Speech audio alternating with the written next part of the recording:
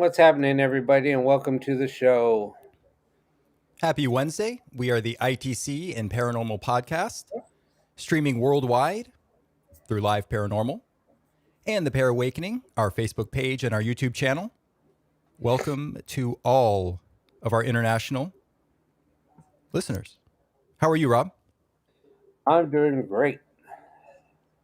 You sound a Um, lot better. well, even considering we did another show, a couple hours, 3 hours ago? Yes, in fact, we would like to thank dearly Sheena Metal for having us on her show. And she is an incredibly talented psychic medium, incredibly gifted person, amazing soul and spirit. And we were honored to be on her show for an hour. It was audio only. It was through Blogspot and Live Paranormal. She asked some amazing questions, but Sheena, thank you so much. And we are going to have her on live next Wednesday at 8 Yep. o'clock. She's going to be on our show. You don't want to miss it. We are tremendously honored, Sheena. Thank you so much. Yeah, it was kind of interesting that she tapped into something that I had no idea. Um, um, we talked about the Hat Man because that was like one of the first apparitions that I ever seen. And she kind of told me the history behind the Hat Man that I never thought, because all the stories that I heard, or the urban legends behind Hat Man, was like if you see Hat Man, somebody's gonna die, blah blah blah. That's always been, Someone's going to die, blah, blah, blah. No big deal. yeah, blah blah blah, no big deal, whatever. It's kind of funny how urban legends, but then when you find out the true history behind it, because I never really, dug any deeper into it. It's just a legend, whatever. Some people have seen them, whatever. But um, I know I kind of blow it off. But yeah, just I think he appears to people that basically he tags and keeps an eye out. He has an interest in that person, and that's why he shows himself to certain people. Right. And you both had very incredible stories. And I know that Sheena's mother or grandmother had incredible stories. Well, they all did, actually. You have to watch her show. Please tune into Sheena's show. But it's incredible how everyone has had different experiences, but has the same commonality of seeing the man in the hat. And in Sheena's case and in her family's case, a hat of a different nature. Whereas some Right. see a traditional cowboy hat, and this hat man had a bowling hat, I believe she said it was, if or a bowler's hat, if you will. Right. And when I saw him on two occasions, he had like a top hat. Right. Okay. So, and that's what's interesting. But a lot of similarities between you and Sheena were able to pinpoint, or at least it seemed like, in theory, that the man in the hat or the hat man singles out certain people and observes them and watches them.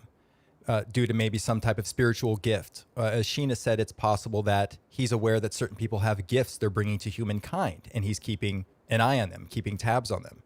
Mhm. So, a very interesting conversation, and I like that under an hour, you two were able to bring out that commonality. Right. Hey, It's, Roland, Kanga, Vitrina. it's pretty interesting. But And anyway, we'll probably talk more on that subject when she's on next week. Just kind of wanted to give you a little highlight. hi, Shaban, Don, Now, those of you that, you guys want to hear that Leisha, podcast, Deb. Sorry. if you guys do want to hear that podcast, you can go to liveparanormal.com. I used to be on that network also. I had my radio show on there before I took a year hiatus and then started this broadcast. But it's under Yeah. liveparanormal.com, and then it's Blog Talk. Right. It's under Blog Talk Radio. And Right. if you look for her show, it'll probably be there in the archives, so you'll be able to see it there. Right. Excellent. Thank you all for joining us. We had two goals tonight. One of them actually was to discuss. A lot of people have asked us to review our Saturday show, at least for a little bit, 10, 15 minutes, as much as it takes, because we've had so many incredible experiences. And thank you again all for joining us. And then we were also going to discuss a little bit later on, Rob and I wanted to bring up, we've been just talking about recently the idea or concept of alchemy and its relationship, if there is any, or correlation to ITC. I've had a lot of people actually ask us questions about alchemy, and I know Rob knows more about that than I do, but the connections, if you will, if there are any connections, we're just kind of opening up that topic for brainstorming. We encourage you to contribute to the conversation. What do you want to do first, Rob? Should we review the Saturday show? Yeah, I mean, we could talk about the Saturday show a little bit. I mean, I think it would be a great place to start because we are talking about, ITC, some of the new progression of what we've been working on. Hi, Sean. And actually, I was actually inspired tonight by possibly creating a portable device. Totally portable that you can use on investigations with the new technology that I'm working on. You had someone ask you about that? No, I just had an epiphany. Oh, Something just came to me I thought, okay. with the total handheld speaker. It'd be probably pretty good size, but something that can be held in your hand. Um, I mean, a different device, totally different. Only to be used as ITC, nothing to do with Blu-ray or anything like that. So I take that back. It would probably be a crossover because of what we've been getting. So who knows? I don't know. I mean, I'm pretty intrigued. I think this is what I'm thinking about is kind of lit a fire under my ass, and Are you are you I, impressing yourself? I think I am. You're impressing yourself. I think so. I can tell. I think so. Yeah. Yeah, you're definitely patting yourself on the back right now. So, Dude, I think if it could be something special, let's just put it that way. so in the time we were on with Sheena Metal and her show, and we ended around 6 p.m. Pacific Standard Time, you're like, all right, Josh, I'm going to hit the shower. I'll see you on our show. Yeah, You had an epiphany in the shower. in about the last 45 minutes, Wow. or Probably during last half. I would say that last half hour. the hair rinse of the soap, because when you wash the soap out of your hair, it's like and I can just see the idea coming to you. It's always when you rinse the soap out of your hair, not before. I have like the craziest ideas when I take showers, but I was sitting there just kind of unwinding before, kind of prepping my mind for the show, and something just came to me like a freaking ton of bricks. Well, so you have the Blu-ray box and now this speaker to build. It's a lot. Yeah. I It's a have lot. two projects one project to finish, one to get started on, and I'm freaking like pumped on this next one. Oh, I'm excited. I love every time you come out with something new. I love checking it out. We always have a good time with it, and like the Saturday shows, now that you're incorporating the Blu-ray project more into sessions, it's really interesting and it's refreshing because now we have so many different sessions to conduct. There's so many different ways to do it in different styles. So it's nice to have that variety, but more resources, if you will. Yeah, Roland says better in the shower than on the throne. Yeah.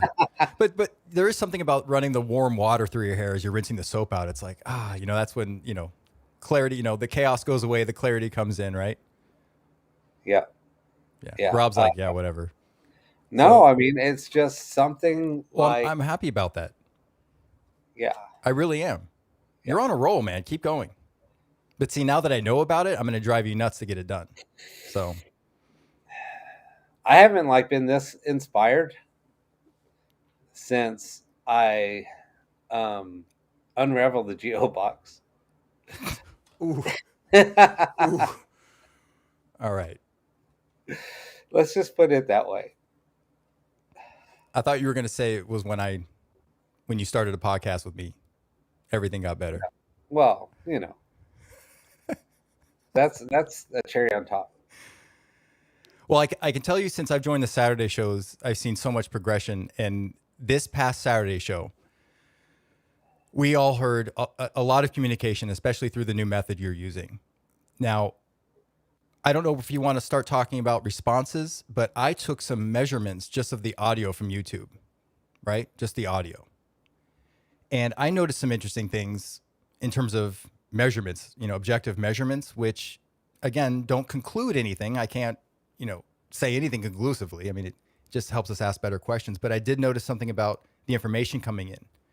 So I don't know if you want to talk about that first, or you want to address the Yeah, responses we got. no. Go ahead and talk about that because it's pretty interesting. Okay, a little piece of ice there. Sorry. In the last 20 years, when I've been recording ghost box information or audio or even EVP, you can analyze the audio visually and you can run measurements on the audio. And essentially, there are certain patterns that you can start to see with certain equipment. Certain amplifiers put out certain order harmonics. Certain radio frequencies have certain particular resonant frequencies that are measurable. Certain equipment usually is reliable to some extent within a certain margin.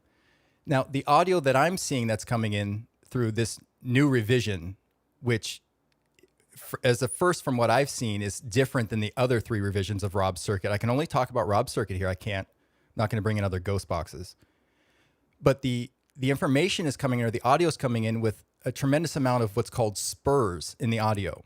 And those exist above the noise floor. Now, these spurs have certain order harmonics behind them. And the equipment we generally use, or the revisions we've used in the past, have always shown a consistent pattern in, extraneous noises or harmonics that we really don't want there particularly because they do clutter or color the sound. But these harmonics are now showing a completely different pattern. In fact, a lot of them look even in nature, and they resemble a lot of what I would see from a tube amplifier. The harmonics from a normally driven tube amplifier usually have even order harmonics. When you overdrive a tube amplifier, that's when you start getting 3rd order harmonics, 5th order harmonics, and those can sound really metallic in nature. I'm starting to see and hear a tremendous amount more of harmonics, and especially in these later orders that are much different than Rob's previous revisions. This doesn't conclude anything. I can't draw any really new information out of this other than to say, objectively, unbiased measurement equipment is detecting different order harmonics and different patterns and spurs compared to the previous revision audio. And that's only happened since we've tried Blu-ray. So all the other revisions showed a consistent pattern conclusively together, whereas this new Blu-ray project has a completely different order of harmonics in various patterns. I need to look at it more. So I just thought that was interesting. Again, we can't draw any conclusions from this, but it's just an observation that unbiased measurement equipment can detect, whatever it means. But that's the whole thing. Like with the whole basis behind the frequencies and things that are coming through, they're pretty consistent, and I think that's why the patterns, the wave patterns, are so consistent like that. Because like if you do, let's just say, a traditional ghost box session, or you do an EVP session, they're all over the place. Right. And when you have a very low noise floor in general, things are going to be a lot. That's what makes audio so clean, sound so clean. Hi, Anna. When the noise floor is basically controlled, I'm just trying to think of what might be happening. It's almost like the noise floor is like a controlled environment, and it's allowing the audio to come through in a certain pattern, I guess. Right. So, and I think that's where the difference is. Well, and that's what's interesting. Possibly. Right. Yeah. Again, it's hard to interpret the analysis because, again, we don't exactly know what we're dealing with. I'm just noticing a difference in pattern compared to our previous session. So but I can't draw a conclusion from that. But it is interesting because when you have a radio or an instrumental device, electronic device that has a high signal to noise ratio, a lot of those spurs and harmonics stand out more. Right. And you can almost use that as a mathematical pattern. And is there communication within those harmonics? Are they being used in pattern in some way. I don't know. Again, we're going down a really specific rabbit hole, but it's just interesting to notice the pattern of the difference. Again, you can't draw conclusions from it. And Yeah, Uncelebrity Kevin Hart, you joshed, so I'm gonna have to give you a Josh Tardy slip. but the funny thing is there's like so many whispers coming through, but the whispers are loud. Right. They're audible, and that's what's mind blowing. It's like, wait a minute, there's a lot of whispers coming through, but you can hear what they're trying to say without amplifying them, really. A lot of them are very intelligible. There are a few that are still very quiet. Right. The project has done a good job bringing a lot of those quiet voices forward. There are still some, though, that drive me nuts, that are just too quiet. It's, oh my gosh, what did they say? But you could tell there was some information in there, if you will. Yeah. But it just deepens the mystery. Oh, thank you guys. Yeah, he's okay. I can explain later. Thank you. I appreciate your well wishes. Thank you so much. But then also, like, so during the sessions, there was a progression. So the first session that we did, and you have to understand, like this, when we ran this box, I think I ran it for 5 minutes prior to. It was maybe 5 minutes of testing. Period. I just said, you know what, it sounds good. Let's just push it, and we'll just move forward. I wanted to do all of the live testing, all the beta testing, I guess. Let's do all the beta testing live. So I just took the box. All right, we're going to go with it, and let's see what happens. And so what happened was, like, the first session, it was like we were being felt out. They were trying to figure out what was happening because the communication was, they were almost listening into us and kind of talking amongst themselves. It appeared that way, yeah. And then the second session, I don't remember exactly. The second session, they kind of were filling us out a little bit more, but they were more interactive. And then the third session was totally like, holy crap, what the hell's going on now? Like there was a lot of communication back and forth. Like we were getting responses, but then they were communicating amongst each other. Then they would respond, and then they would communicate with each other. But then they were they were piecing the answers together. Like there was an amazing response to where somebody asked about the light, and then it said the light stops the dead. What did it say exactly? It stops the dead. And then what did it say? Then they graduate. What did it say exactly, Josh? Do you remember? I don't remember exactly, but it was to that.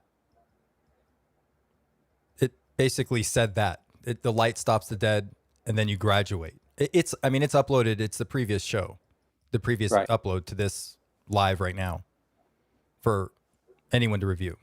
But something to that extent, I just don't remember, so I don't want to quote it. I don't remember exactly. But something to that extent, yeah. There's something to that effect, like the white light or the light stops the dead, and then they graduate. It wasn't together, though. It was spaced out before. It was spaced out. The discussion of graduation was, right. I wanted to focus a lot on the responses, but I immediately found the harmonics discussion we were talking about very interesting. So I basically stayed on that with the time I had to look at that session. But yeah, that was an interesting response as well. Yeah, I don't remember the timestamp. Oof. I don't remember it either. Oh, Len's got a good question. When have you had a Saturday night session without something strange happening? There's been a few dead sessions, right? Yeah, there's been quite a few.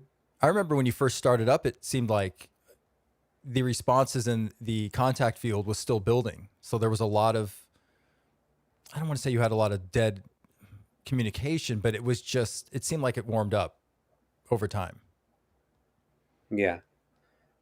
Yeah, you have to watch the whole show, like what Deb said, because there was a progression. So if you watch the whole Right. progression, and you can fast forward. I mean, that's the nice thing about watching it, on the replay. You can just fast forward it until we get to the sessions. Right. And the sessions that we did, I don't think each session was maybe 15 minutes.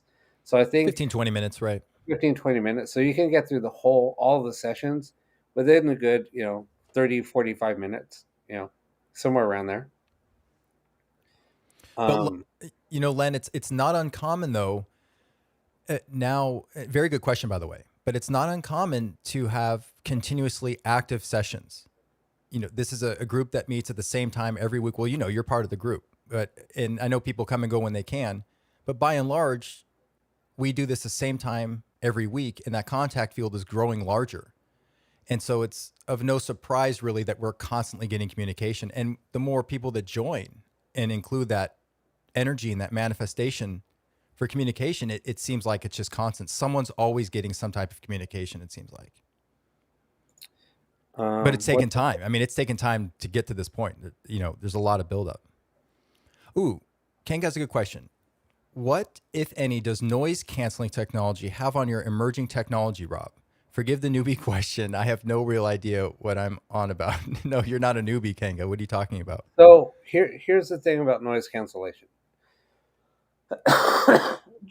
Josh, you can probably break it down more technically. I mean, I'll just give the layman's term of Yeah, what just we give the have. short. I ramble too much about. I think they've had enough So, with my harmonic discussion. Why don't you just do the layman's okay, terms? so the way that noise canceling technology works, so you have basically you have a noise floor, which means there's certain audio levels. Let's say I'm just going to use a number. So from 0 to 10, right? So zero's being off, one low to 10, 10 being high. So noise canceling will take anything, let's say, depending on the frequency. So it will take, let's say, from um, any volume from 4 and under, it's going to cut it up. So because it's too low, um, so it's going to think it's background noise. So it's going to cut out those frequencies, and you're only going to hear from the levels 5 and up. So if there's any whispers or anything like that, they're gone. If you listen to, that's why I say never ever use noise canceling headphones during audio playback, because if you're listening for that, it will cut those frequencies out. So any EVPs that you're listening for, you're gonna lose them all. Anything that's comes through like a whisper, they're gone. You're not gonna hear Kanga, I won't go into the technical boredom of noise canceling, but to answer your question, noise cancellation is not a part of Rob's or our technology. We don't use noise canceling software. We don't use anything noise canceling. them. All right. Uh, Now there is a difference between noise cancellation and noise isolation. Um, and well, I'm not. go ahead. What do you mean by noise isolation, Roland? It's almost like using open back and closed back headphones. Are That's we talking? basically You're talking about? I don't understand. You're talking about like sound imaging in terms of how image is processed by the ears and like room yeah, treatment and things like that. yeah, Okay. yeah. Okay. I'm glad I don't have noise. Yeah. Okay. Listen, this is a whole technical conversation, but yeah, Rob, we don't use any type of noise canceling. We're using a process of stochastic and inverse stochastic resonance where you use noise to eliminate certain frequencies or enhance other frequencies. General noise suppression essentially inverts signals to cancel certain other frequencies out. The noise gate issue is basically volume attenuation, where it cuts everything out below a certain volume. But noise isolation, I mean, literally the act of isolating noise, I guess you could do, depending on the type of noise. It's a very Well, it's complex because discussion. what he's talking about Hey, Donna, how are you? is noise isolation. Basically, what that does is it's gonna cut out any room noise. So when you have the headphones on, Like a closed back headphone. it's like a close back. That's what I was talking about. It's like close back. Oh, If you okay. wear a close back, close back means you're not gonna be able to. It's almost like putting earmuffs on. So it has like a protective. It's gonna isolate any of the noise in the room, and you're only gonna hear what you're hearing that's coming through the headphones. So that's noise isolation headphones. For critical listening, I know a lot of audio engineers, and Rob, you as well. Closed back headphones are great for review and critical mixing and maybe even tracking. Open Right. back headphones are great for mixing and mastering and a lot of music enjoyment. But if you're going to get really critical, I would go with a closed back headphone to eliminate No, outside I sounds disagree. around you. Okay. I disagree. No, I mean, No, please no, present no, your no, argument. I'm not, no, no, no, no. I'm just You're giving my opinion. I was giving you shit. This is my time. I give you Oh, shit. oh, okay. Sorry, I didn't realize that. Let me act differently then. Oh, Rob, you know what? I disagree with you.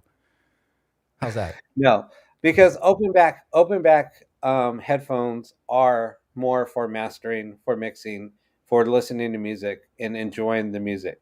They're Uh, better for those purposes, actually, because they oh my let the god, pressure out of the speaker, and the driver can release the pressure yeah. and create a more natural acoustic environment for your ears. Yeah, if you put on the two pair, so if somebody gives you the same model, one's a isolation, one's a closed back, one's open back, 10 times out of 10, you're going to grab those open back and say, I like these more. If you listen to Right, music, if you're like an right, audiophile and you really want to enjoy music, whether it's, has a lot of bass, no bass, whatever, doesn't matter. It's going to sound so much better right, because, like Josh said, a lot of heavy bass, it's going to release all that pressure. right, And then if you have a closed back, all that heavy bass, you're going to be like, oh man, these things hurt my ears. right. Um, And yeah, they're going to create uneven frequencies. The ear is going to perceive frequencies a lot differently, which is a whole separate conversation with a closed back headphone. But for detailed, discerning, quiet listening, very critical listening, where you want to crank up your headphone amplifier and really listen to what's maybe in a file for EVP purposes, then a closed back headphone will work fine because you're not really loading up the drivers or the enclosure with a lot of pressure because you're listening for very quiet sounds or noise, things like that. But for loud music, yeah, an open back headphone is, in my opinion, preferable. yeah. So like the headphones that I use for the shows before I moved out of the studio, um, those were open back. So Right. the reason why I can hear disembodied voices in the room, I can hear footsteps because those were open back. Hmm. They're not isolating the room noise. They're I can hear you guys crystal clear, but I can also hear the environment around me. And that's why I love open back also because if somebody's Right. trying to get my attention, I can still hear them, take them Right. off, and say, "Hey, what's up?" Well, and you present a good case for an open back headphone. If depending on the type of research you're doing or the type of experiment, you may need to hear. Maybe you're working alone or whatever the case may be. You might need to hear your environment while you're critically listening to something. So Right. there are definitely purposes for that. There are pros and cons in all situations. But by and large, I think maybe the community uses a closed back headphone. That's what it Yeah, seems like to me, most everybody uses closed back, right? um, Which is but fine. Yeah, which is fine. yeah, which is great. But Hi, Muffy. How are like I you? said, once you have a great pair of open back, you'll never go back. True. True. Yeah, that's a very good point. Yeah, open back do have they bring some awesome natural flat properties to listening to music, especially in the mixing and mastering stage. Well, and depending on again the experiment you're doing with ITC, both types of headphones can come in handy. But yeah, noise canceling headphones, again, depending on your experiment and the specifics, in general, I generally don't recommend them because they inherently, unless you're going to invest in a very expensive pair, they can create their own frequencies and their own noise and Yeah. issues because they're using a microphone and they're listening to the environment around you. So it just depends on what you're doing. I'm just going to say it depends. But So, like Deb, with if you love bass, open back is the way to go. yes. Um, Now, here's what noise canceling headphones were designed for. So, noise canceling headphones were designed for people that travel. A lot of people that are on airplanes. You don't want to hear Hi, Jenny. that winding sound of a jet. You don't want to hear the pressure sound in the cabin when you're traveling. Um, so, what you do is you wear noise canceling headphones because it cancels out all that sound, and you could hear what you're trying to listen to on the plane, whether it be a movie, whether it be music, whatever, without having that low rumble sound. That's what they were designed for. But you know what? There might be someone out there who can experiment with them and have a creative use for them. That's what's so great about ITC is, it's just much about using your imagination as it is technical prowess. Right. So I don't want to discourage anyone from using anything. I just, want to advise if you're listening for critical information that's very quiet, whether it's EVP or you're using an instrumental device such as a radio, a closed back headphone I would recommend, open back, but noise canceling. Well, you know what? Wait a minute, Rob. I have 2 sons. And if I was in a situation where I needed to get some critical review done before a show and You're going to want, yeah. then I might want noise canceling headphones so I don't, don't hear the commotion, You know what I'm saying? I don't know. I could see a person who's got a family or a very, very busy household who has to do review that might need to block out the world with noise canceling headphones. So it depends on your use, depends on your purpose. I mean, I had this conversation with, because I used to work at Sonos. We had a Bose engineer there. So during Christmas time, probably, God, 8 years ago, Bose just released some new headphones and they were pretty pricey. And I think at that time they were competing against Beats, which is still not any comparison. God, Beats headphones are garbage. Yeah, they're not sonically, the marketing, brilliant, but sonically they're not. No. So anyway, so when he came on to the team, I was talking to him about this, and I was like, "Wow, those headphones are amazing," because they were. I saw their marketing campaign. I listened to one of their demos, and I was like, and they had like a jet engine roaring. I mean, it was loud. And then you put on these headphones, and you couldn't even hear that engine noise anymore. Right. And that was their selling point. Right. And I told him congratulations on those headphones because they were amazing. And he was the lead engineer on that project. So, right. Anyway, you know what, Rob, this rolls into Roland's question. I like that. He says, I use noise gates all the time on my sessions. That is noise canceling, right? Let me explain the difference really quick, Roland. A noise gate attenuates or cuts out any information, whether it's the fundamental frequency or noise, below a certain volume threshold. Anything above that volume threshold that you set will come through, including noise. Noise gates don't cut out all the noise. Let me repeat that. Noise gates don't cut out all the noise.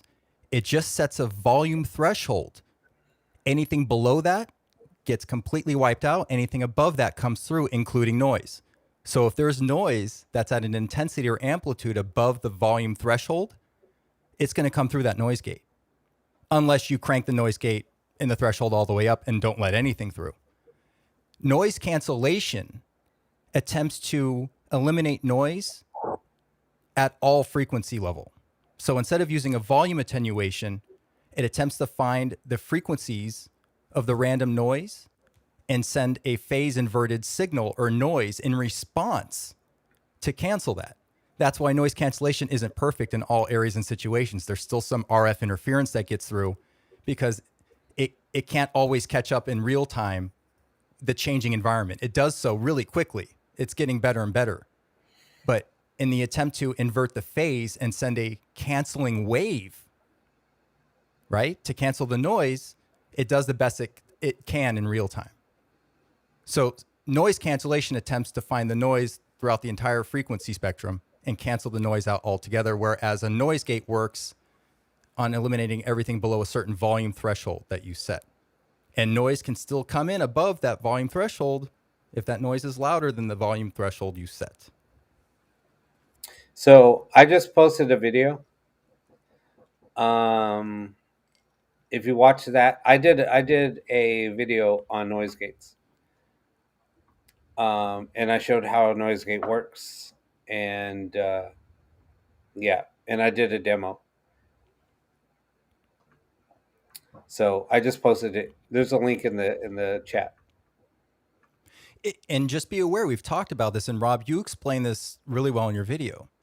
Right. You know, we're not, I know you say not to use a noise gate with a ghost box session, and I agree with you. My opinion, my subjective opinion is I don't use them, but I know a lot of people do, which is fine. You're still going to get communication. It's a preference, but just be aware that when you set that volume threshold, anything below it, you're cutting out those quiet voices, those whispers. A lot of communication that comes in with phrases and sentences. What you're allowing to come through are high amplitude or high intensity responses, which is great because they will come through, but just know that you are cutting out communication unless you're using the noise gate ever so slightly. But Yeah. we even get communication down at minus 60, 70, 80 decibels below full scale. We're still getting communication at all decibel levels. So just be aware of what it does. So let's just say you set the threshold at negative, 6 dB. Um, anything at negative 6 dB or lower, that's like a really like a whisper or something like that. It's gone. All anything that comes in at that frequency or lower, it's gone. So you're not going to hear that. And that's why I said, um, me in particular, I'm more interested in when I'm reviewing EVP. Yes, I want something loud, but what even I found like the most interesting EVPs that you capture are almost whispers. There's always underlying messages Right. in those whispers. Right. So, and that to I found like the most incredible EVPs have been found when I'm in that really low, um, those low frequencies. Um, I mean, I've gotten names. I've gotten so much information that if I would have been using a noise gate or anything like that, or noise canceling headphones, I would have lost all of those things. And that's Right. why I tell people when you review audio and you use an audio um,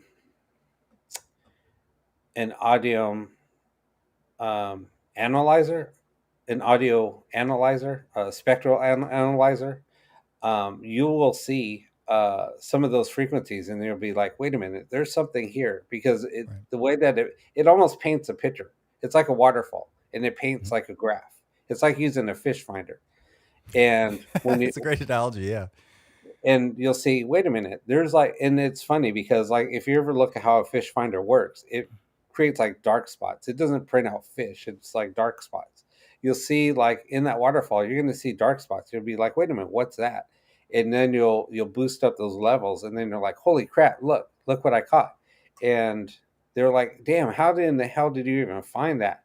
It's because you use that software, and Right. helps Right. you visually find them. And it's like, wait a minute, there's something there, because you'll try to listen to it, and let's just say in the waveform it's like flat, Right. but even though it's flat, your ears might not hear it. So you're like, wait a minute. But if you look at the spec at the graph, you're like, no, something's there. You'll amplify that, Right. just those little flat lines, and then you're like, holy crap, there's something there. And then you'll listen to it. Then you'll just keep on cleaning it up until you hear what they're Right. trying to say, and you'll pick up some amazing EVPs that way. After a while, I didn't even do reviews. I would just like I would use that analyzing software, pull out all of that stuff, Right. and then listen to it. And then I would have somebody else say, "Hey, you listen to this file. I'm going to clean up this file. Let's see who gets the most EVPs out of it." And then so one of my friends, she was an audio engineer. She would listen to it, and she would say, "Okay, this is what I got." She might have gotten like 3 EVP, and then I pull out like 8. And then she was like, "Where in the hell did you find those? How did you Right. bring them out?" And she was like, "Those are so freaking incredible." And then I'd show her, and she was like, I showed you how to use the software, and you're freaking picking it up better than I've ever done. But I said, no, this is what I'm looking for. And I said, look, and I kind of showed her what I was finding, and it was kind of cool. It Right. was pretty interesting. And then a lot of other people I was talking to at that time were doing EVP review. They were using the same software, and this other guy was pulling out what I was finding, and we're kind of comparing notes. Right. Right. That's fascinating. No, Well, if anybody uses we Audacity, you'll know what I'm talking about. right. You can pull up the spectral analyzer, I think is what it is. We missed Rob. I want to go back really quick before this chat disappears because I'm going to find a way to control this scrolling chat one day. There we go. Nora says, I want to know, could a regular radio pick up anything lately? My radio is acting weird and kind of sounding like a ghost box. So Nora, I'm to interpret that as you've got just a normal radio you would use for recreational purposes, and it sounds like it's acting weird or sounds like a ghost box. If first of all, it's entirely possible communication could be coming through a normal radio. Absolutely. In fact, this started with Frederick Jurgensen and Dr. Konstantin Radova. They were working with interfrequencies in the radio stations and just basically staying on one frequencies. So it's possible you can be getting communication just on one frequency turning on the radio. That that hasn't happened to me. When I've experienced that, it's because it's been with intent, or I've been purposefully setting up an experiment.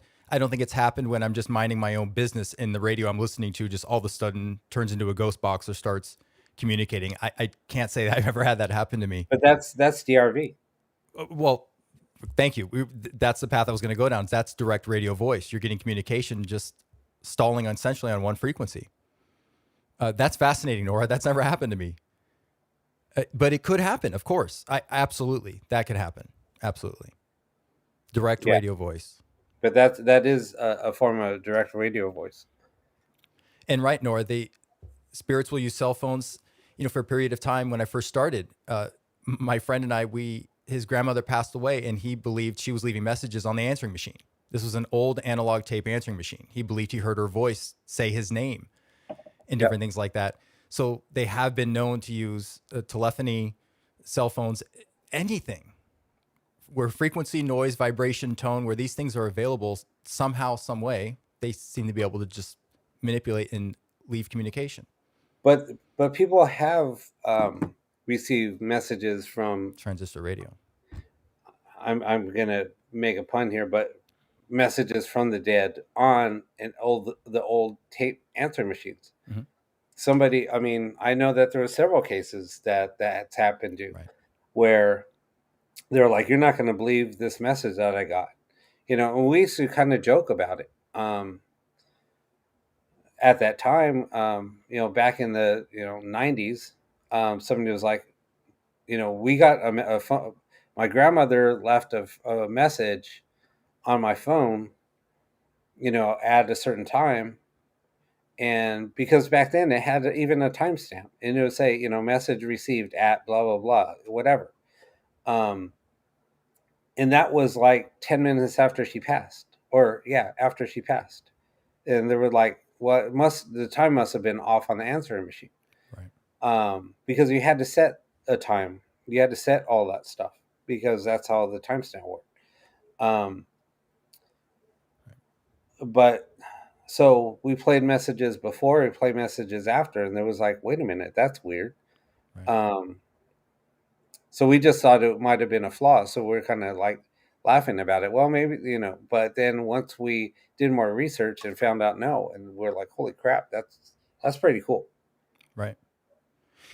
Nora brings up Nora says, yes, it's a transistor radio.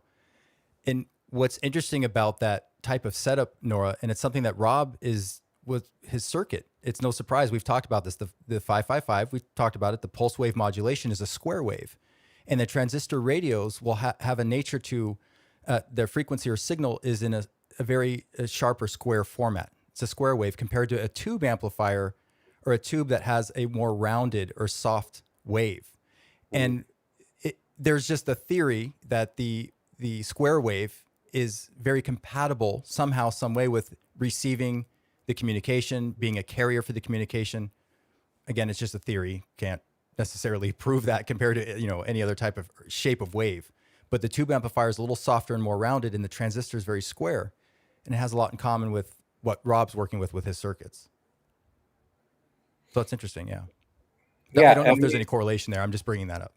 but transistor radios back then, I mean, they're totally different than they are now. Right. The designs are totally different. Oh, well, yes. Right.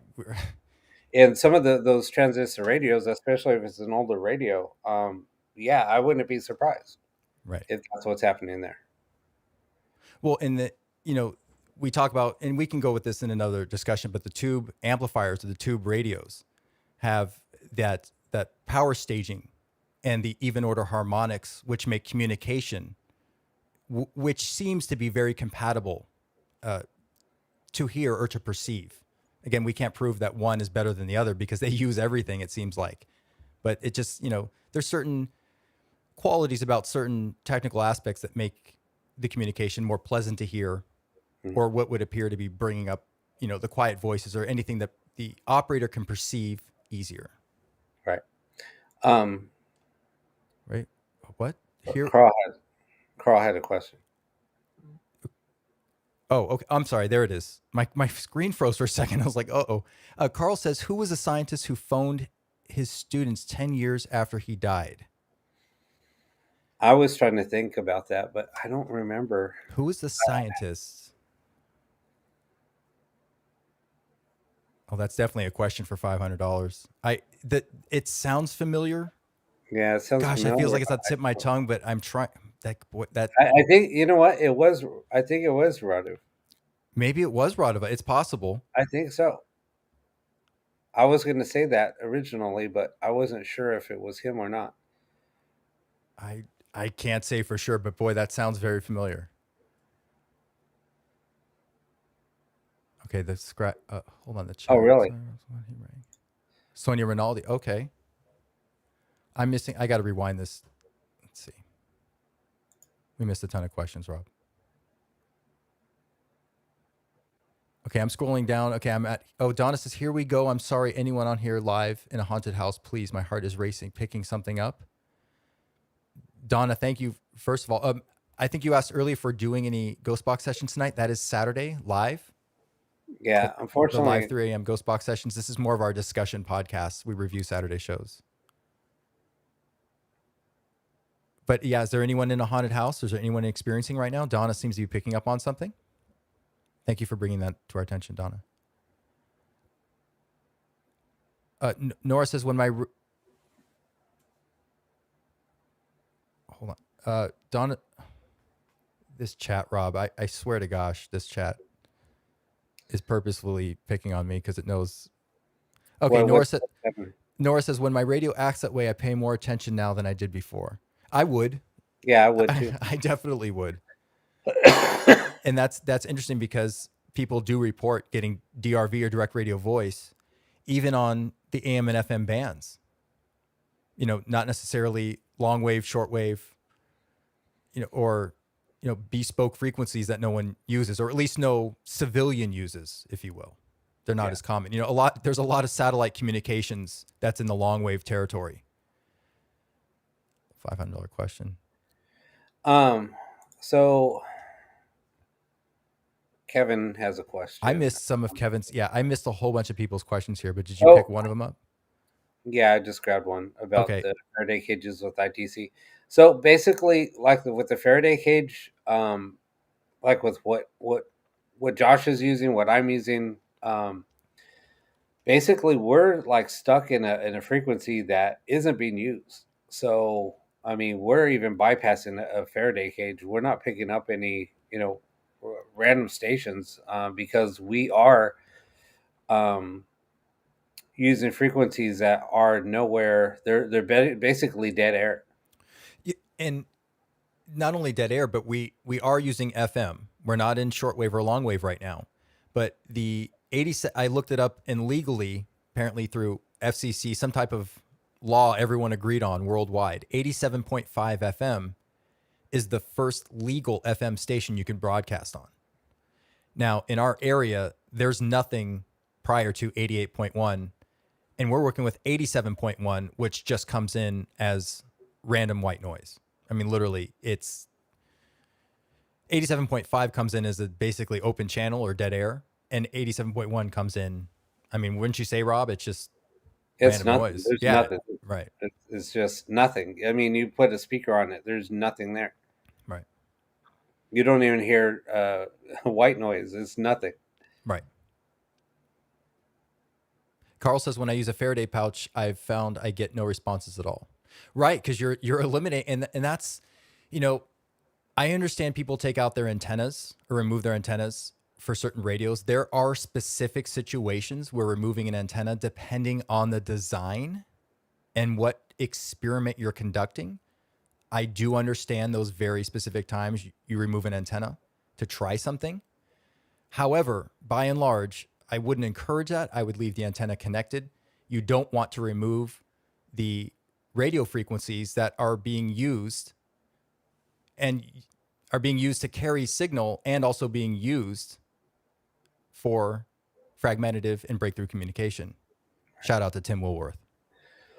Yeah, and that's a whole thing. So you're using the ghost box for a reason, and you're if you take away the antenna, because I mean I could remove the antennas on every single one of the boxes that I ever built, but I always add the antenna. Even if you have a toggle switch, the toggle switch isn't going to kill the antenna. Um, There are instances though where, for example, I know you have a design, Rob, where you remove the antenna so that the user or myself, the god of fire, could put my body or ligament, okay, my thumb on, and I become the antenna. right, because well, okay, with FM radio, okay, you have to have a certain length to of wire, whether a telescoping antenna, you need something, Right. because if you only have, let's say, um, you know 6 inches, let's say, or even 4 inches of wire, that's not going to be enough for an FM antenna. It's too short. Right. So what I did was, like, in some of my boxes, and this is like with what another box designer uses. He put basically a metal plate on his radio. So when you hold that, you're now becoming the Mhm. antenna. So I did the same type of deal where I put, like, it might have been 3 or 4 inches of wire, connected it to um, onto a, I guess, a threaded, um, some threaded housing, and then I put a piece of brass, and connected it to that housing. So you would have to touch that knob where you become the antenna. Well, that worked out well. So, Rob, there's the Yeah. So it's antenna. basically like it's just a coax connector. So then you just put on that little, you put on that brass, um, the little brass nut, and then you could just hold on to it, and you become the antenna. And it worked. It did work. It does work. And Tim Woolworth used one too, and it worked. Yeah, it does work. It's interesting because the communication, I mean, it's, there does seem to be a correlation of your concentration or even going into a meditative state. The Right. communication seems to pick up. It's a box that I've had to spend a little more time working with because it relies just as much on your concentration or state of mind as it does the technology itself. You know, it really brings in the meta portion of the metaphysical or meta science. Right. Now, can you get shocked from it? No, because it's just a ground. It's just a ground. So if you want to have the best antenna in the world, you connect your radio to the ground, uh, to the ground of your house, because every house has a ground. They drive like a brass stake, or a copper stake deep down. I mean, it's probably like 6 or 8 feet into the earth. or into the ground, and then they put another, basically the main ground wire for your circuit box goes to that ground. Now, if you attached a radio, or a radio antenna to that ground, you're connecting your ground to all of the housing, all the wiring in your housing. You would have the best antenna in the world. You'd probably pick up any station you wanted to, no problem. And I've done that for the Saturday show. I did that for a little while, just so we can see what, and because I was experimenting. Now, off air, I would use it because I wanted to listen. Because in Thousand Oaks, the station, Josh knows, Yeah. uh, you, good luck getting four stations. It's awful. Ventura County has awful proliferation of radio as radio signals. I mean, it's almost as if they don't care if their residents or any of the stations care if their residents pick up anything. It's hilarious. You can't get FM or AM anywhere. It's just, I mean, I'm exaggerating a little bit, but I'm not. For our research, for our ITC research, it's awful. Yeah. Yeah, Mega no, antenna, but exactly. It's a mega antenna, and it's amazing. I got that from one of the guys that was a ham radio operator, right. and I was talking to him about radio or antennas, and he said, "Here, do this." He said, I do it," and he's like, and I think I learned that when I was a kid. It was a local, just one of the neighborhood ham radio operators, and I used to pick up freaking, if I wanted to listen to HBO or Cinemax or anything, on a radio station, I could. Right. Yeah, it to circle back, it depends on this very specific experiment you're conducting. If you're using just a traditional ghost box, a scanning radio, I guess I can only go as far as to say my opinion is, or my recommendation, my subjective opinion is, leave your antenna on, use the antenna. Yeah, But, exactly. you know, Um, hey, Janice, how are you? Legally Blonde. Funny thing is, like I said, I used to play around with walkie talkies. I mean, I've talked about that. I think you commented about it. And I used to pick up weird conversation. It's just like people picking up uh,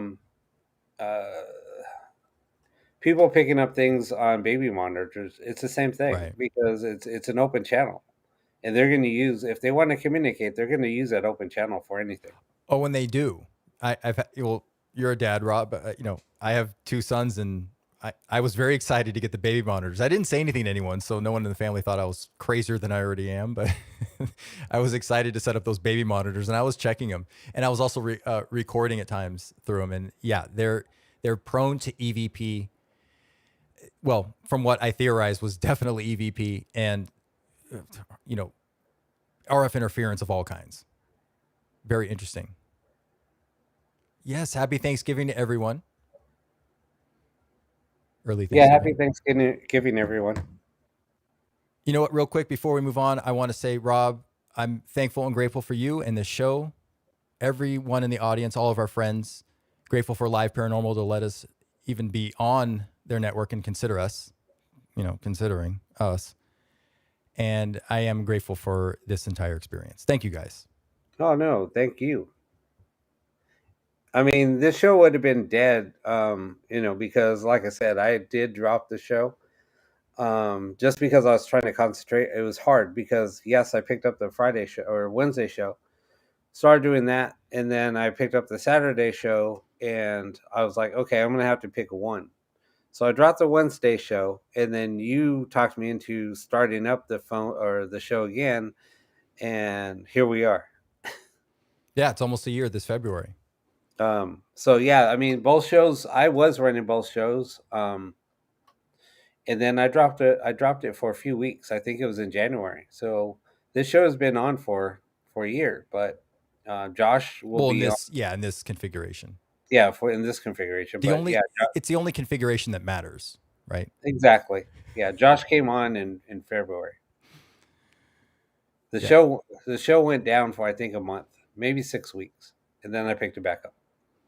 Yeah, as soon as I joined, the ratings skyrocketed, and here we are. I couldn't Yeah, even get that out without laughing. poor David Omen. I kicked him off. Oh, geez. I didn't know that. Oh, Yeah, that's why we're so popular with everyone. yep. I said, nope, I'm taking David's spot, and we kicked him off. Oh, So here we great. are. Yeah, here we are.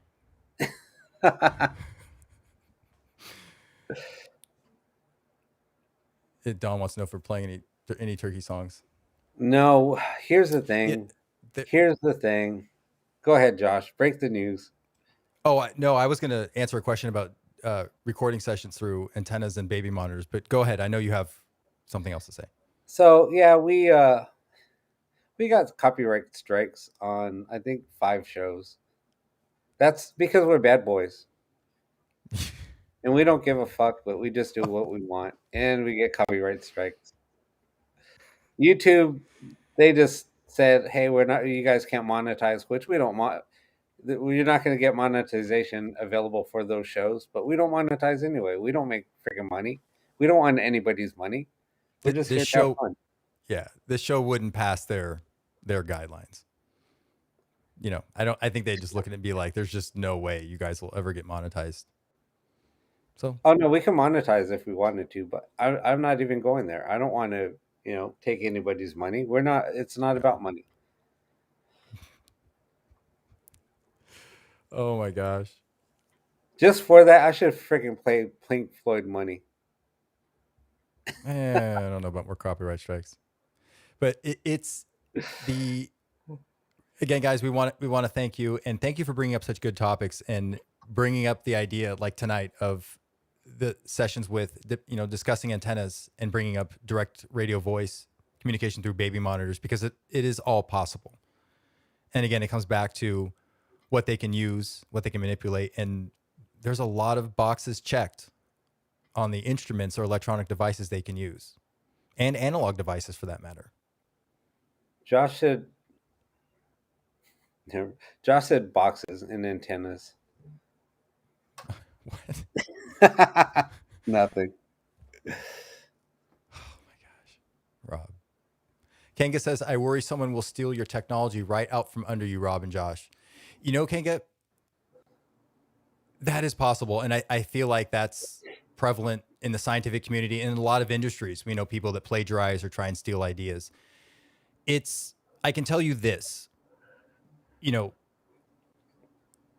that I don't know that it would be possible because I think there's a component of Rob's experiment that has a lot to do with him as a medium and his abilities.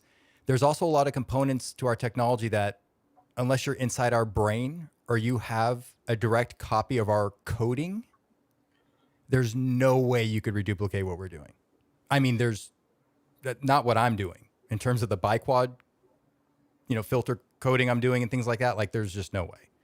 Not unless I give you the file. So someone might be able to get a piece of hardware or make a custom printed PCB board to try and duplicate or model that, but it's going to be really hard unless you have our exact codes and algorithms. So Yeah, in that way, we're lucky. We're fortunate. all I can say is good luck for anybody that wants to try.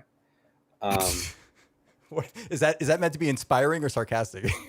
Uh, Like, good luck. You could do it, or they can take it for however they want. But yeah, just good luck.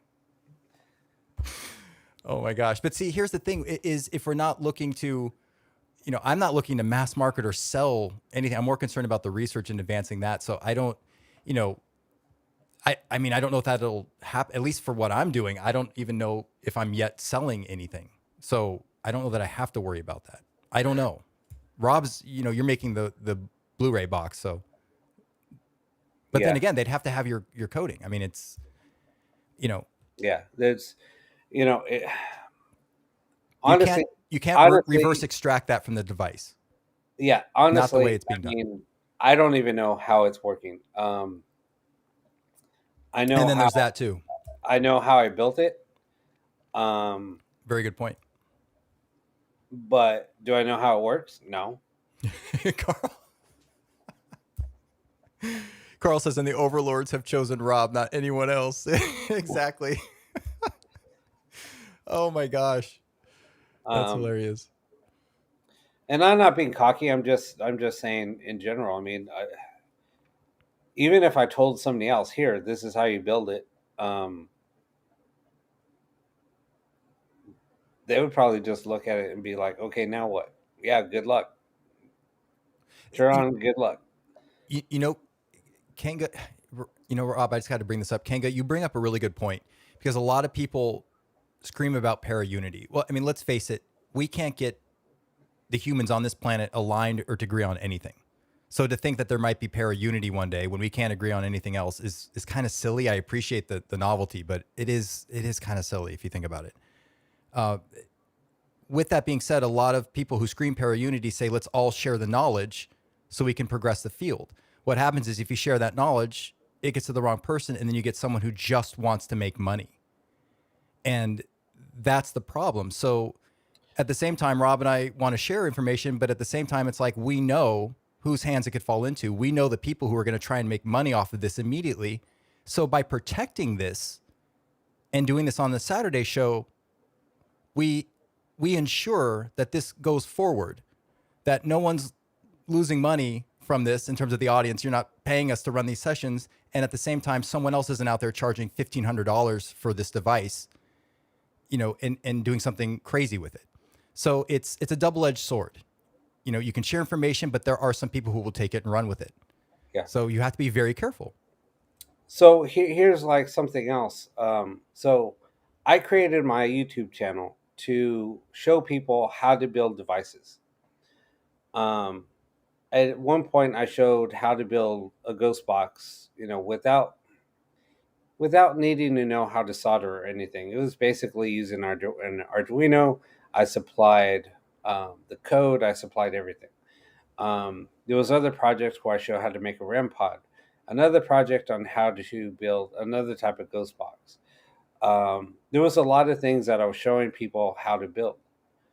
Um, and do you know how much crap I got for that? It was like, and I'm like, are you serious? I'm not charging anything for it. But people were like, you're showing people you're taking money away from other people. Right. So builders that make their livelihood off of building devices, when Rob came out and did that for free and showed everyone how to build devices or even build your own ghost box, you know, there was a lot of negative feedback for that because builders who rely on this were losing money. So that's why, like Kevin, you bring up a good point. There is no para unity. I'm sorry, there never will be. It is a pie in the sky. I wish there was, but do we agree on anything else on this planet? First of all, we don't even know what we're dealing with. How can we Exactly. get everyone on the same page when we don't even know what we're dealing with? And then you look at everything else in life, which I don't want to get into, but we can't agree on everything else. So it's just, I appreciate it, and it's good to be positive, and it's always good to be optimistic. But you know, it, you just Rob and I wish we could just go screaming off the top of our heads. This is what we found. This is what we're doing. But we know within 24 hours, someone's going to be, monetizing us and manipulating people for money that they shouldn't be spending.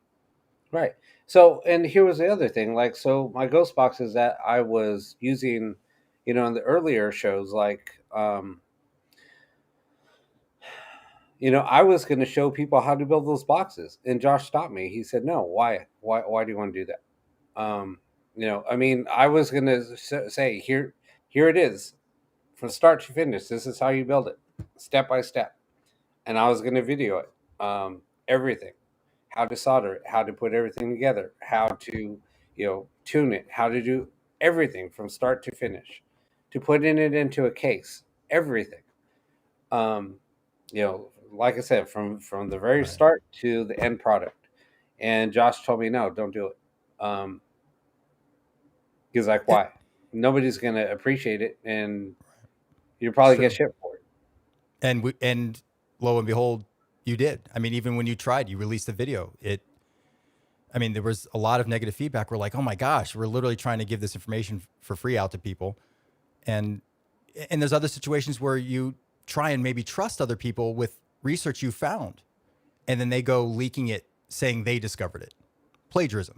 And Yeah. that's another problem we face. So when Rob and I have tried year after year to incorporate that free loving spirit of everyone come in. It it never worked out well for us.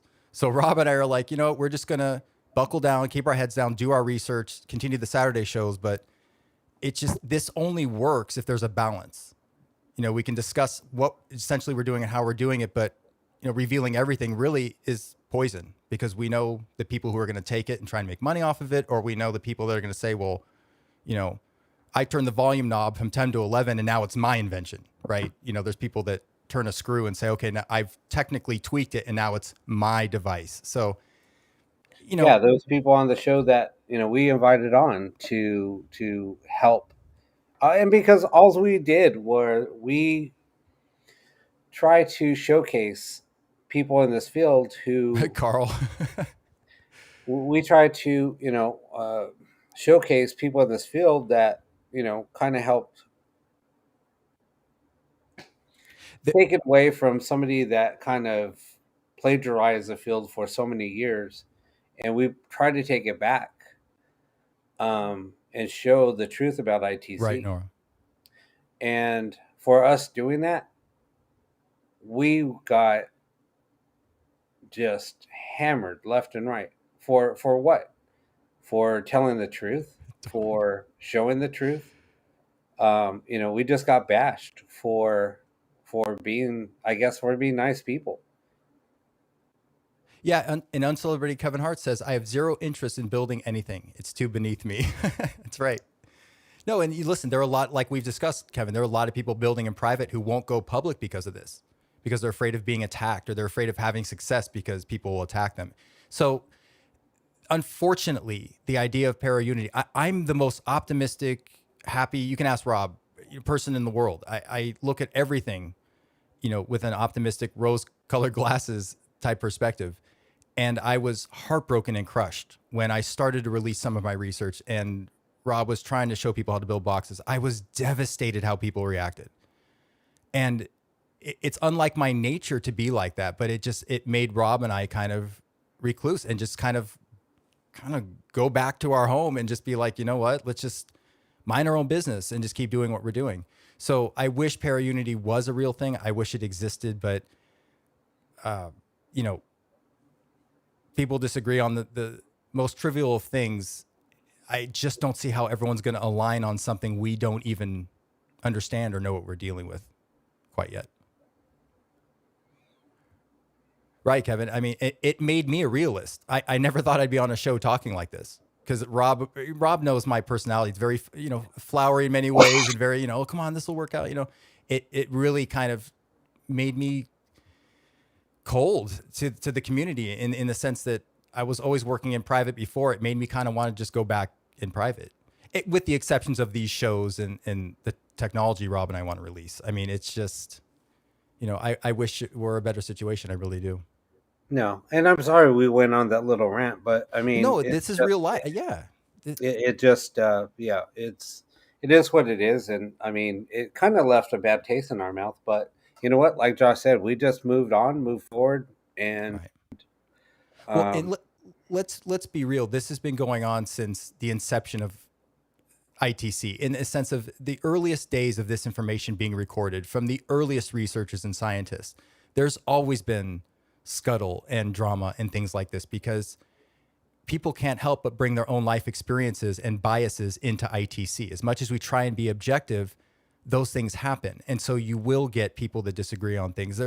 Everyone's good people. I'm not saying one person's better than the other, but opinions can be very polarizing and strong in ITC, especially when we're relying on evidence that still has yet to be combed through in more detail and interpreted and analyzed with an objective eye. And people, prior to really understanding what's going on, will influence their personal subjective perspectives into it.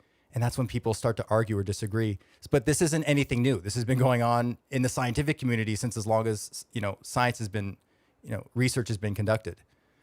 It's nature of human life and how we act, human ego.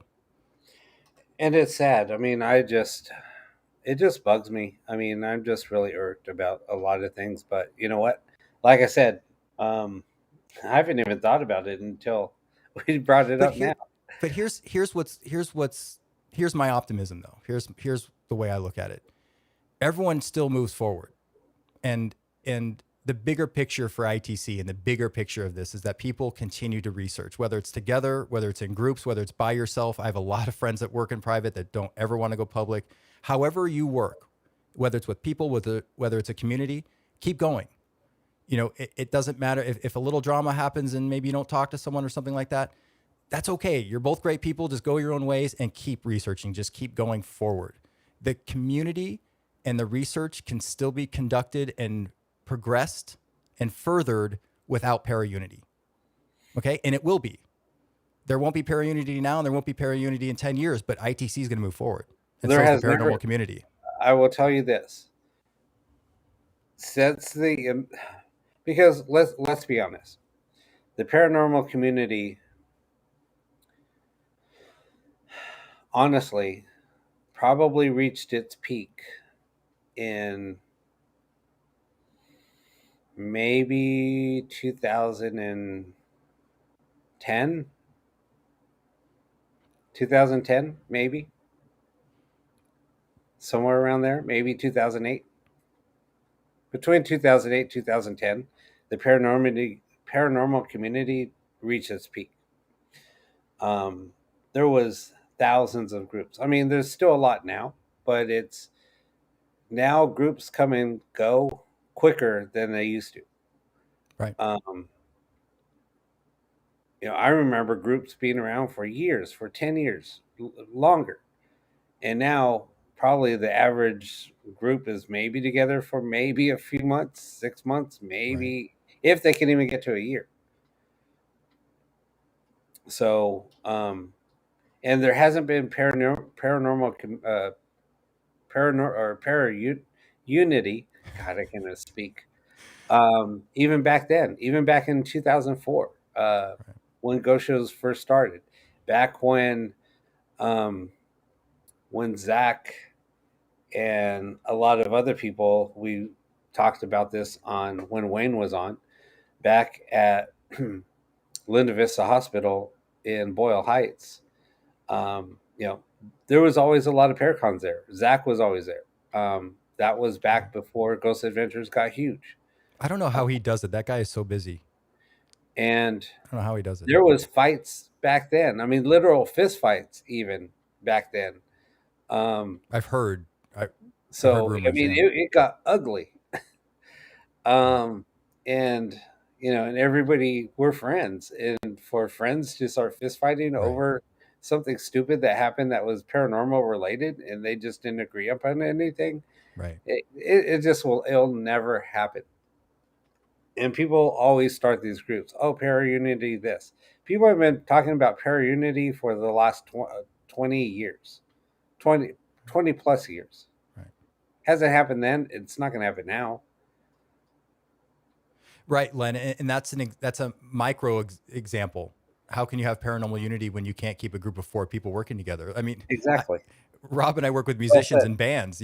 Bands come and go, musicians come and go. It's going to be, I just don't know how you do that, especially with something that's so undefined still. Kevin says, you think it's by free will or by fate that interferes with para-unity? That's a very good question, Kevin. I think it's free will. It's a very good question. Honestly, I mean, I just think it's ego. You get 2 egos. Look at what happened with Zach and Nick. Their egos got in each other's way, and that's what broke them up. But to be respectful to both of them and not critique either one of them, isn't there a lot of creative differences? Again, because we've seen musicians and bands, and no one's right or wrong. It's just a preference or subjective opinion about something. That's exactly right. You get band members where you have 2 songwriters in the band. Right. Who's the lead songwriter? Right. No, Kanga, Zach and Nick are. They both were lead investigators on Ghost Adventures, and now they both have their respective. Yeah, they have their own respective careers now in the paranormal on TV. Len brings up a good point. He was attacked by people. He released new information on Bachelor's Grove, and he was attacked by people that wanted to maintain the previous information due to monetary gain. Yep. And that's what happens, Len. And we all have good intentions. We all want everyone to know what's going on, but at the same time, it's, people can take advantage of that and try and make money off of that. And there have been a lot of people in the past who've designed things and research is leaked and someone else winds up designing it and they wind up making the money off of it. And, it just gets ugly. Right, Sandy? It's greed. It is. It's all greed. That's what it comes down to. So, right. like when I first started building ghost boxes, okay, yes, I took apart a geobox. Yes, I rebuilt and designed the geobox. And I didn't call it a geobox, but it was basic. I mean, I compared it side by side. I did side by side comparison. So I started building boxes. At God, it was probably, I'd say, what, at a tenth of the cost, maybe. Josh, maybe. Oh, a tenth of the cost and not a fire hazard. I'm sorry. It just objectively, it was a dangerous device to use. So, yeah, and I started selling them. People wanted them, and I said I could build you one, and I built them. And people were like, "Damn, Rob, this thing sounds amazing." And I was doing it at the tenth of the cost, maybe 20th of the cost. I don't know. And they were just like mind blown, and they were like, "This thing sounds so much better." And I had so many people coming, I had to just say, you know what, I can't keep up. I can't keep the cabinets in stock. The cabinets are just, after a while, they just became too expensive, where it wasn't Right. cost effective Right. for me. If somebody wanted to pay for them, I would tell them how much it was. They're like, "I'm not paying that." And then I said, "Well, get me the cabinet you want, send it to me, and you'll pay return shipping also once the box is built." And they saw how much they were. They're like, "It's not cost effective." I said, "That's why. Why do you think I'm not doing it?" Right. Yeah, there's a lot to consider, especially, and I tip my hat to the ITC builders who do sell publicly. It's a very, and including you, Rob, it's a very tough business to navigate in terms of what you sell items for and being careful. A lot of these items are experimental with, again, a subject matter we can't quite define. And yes, you could get certain things patented depending on what you design, if it's a custom printed circuit board or some type of technology.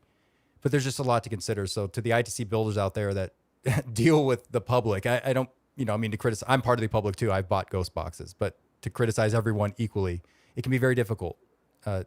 Especially if someone doesn't maybe have results immediately and they want to send the box back, then what do you do? I mean, there's a lot of complicated variables with selling instruments for transcommunication.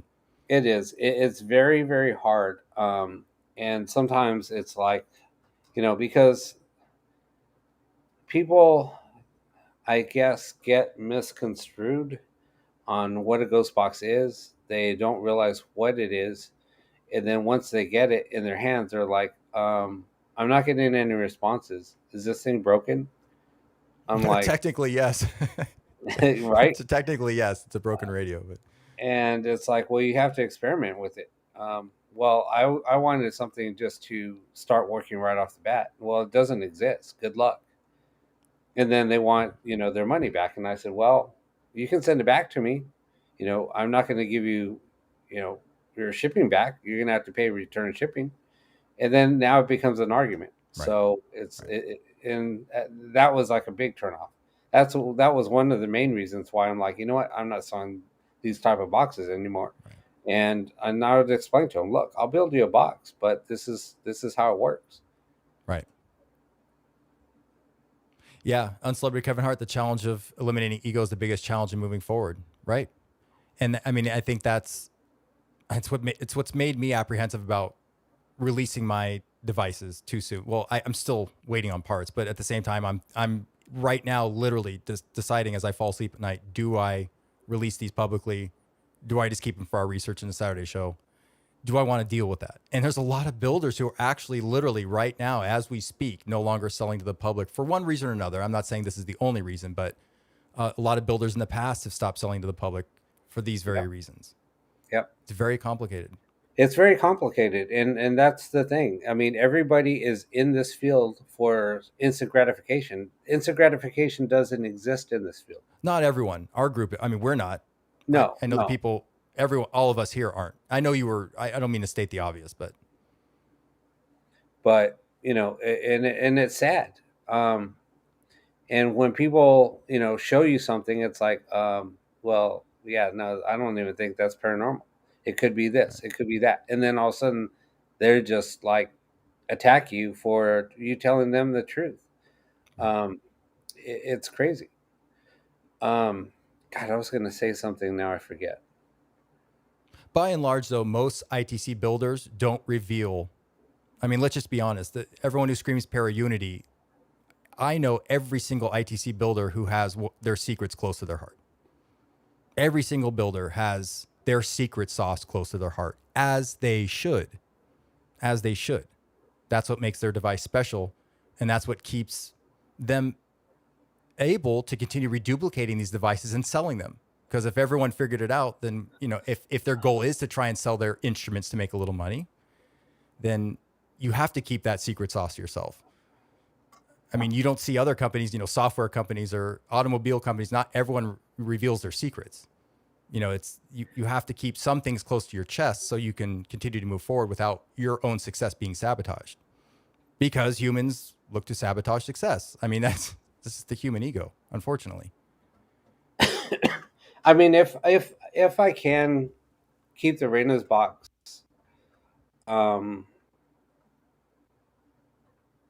at a decent price, I would do it.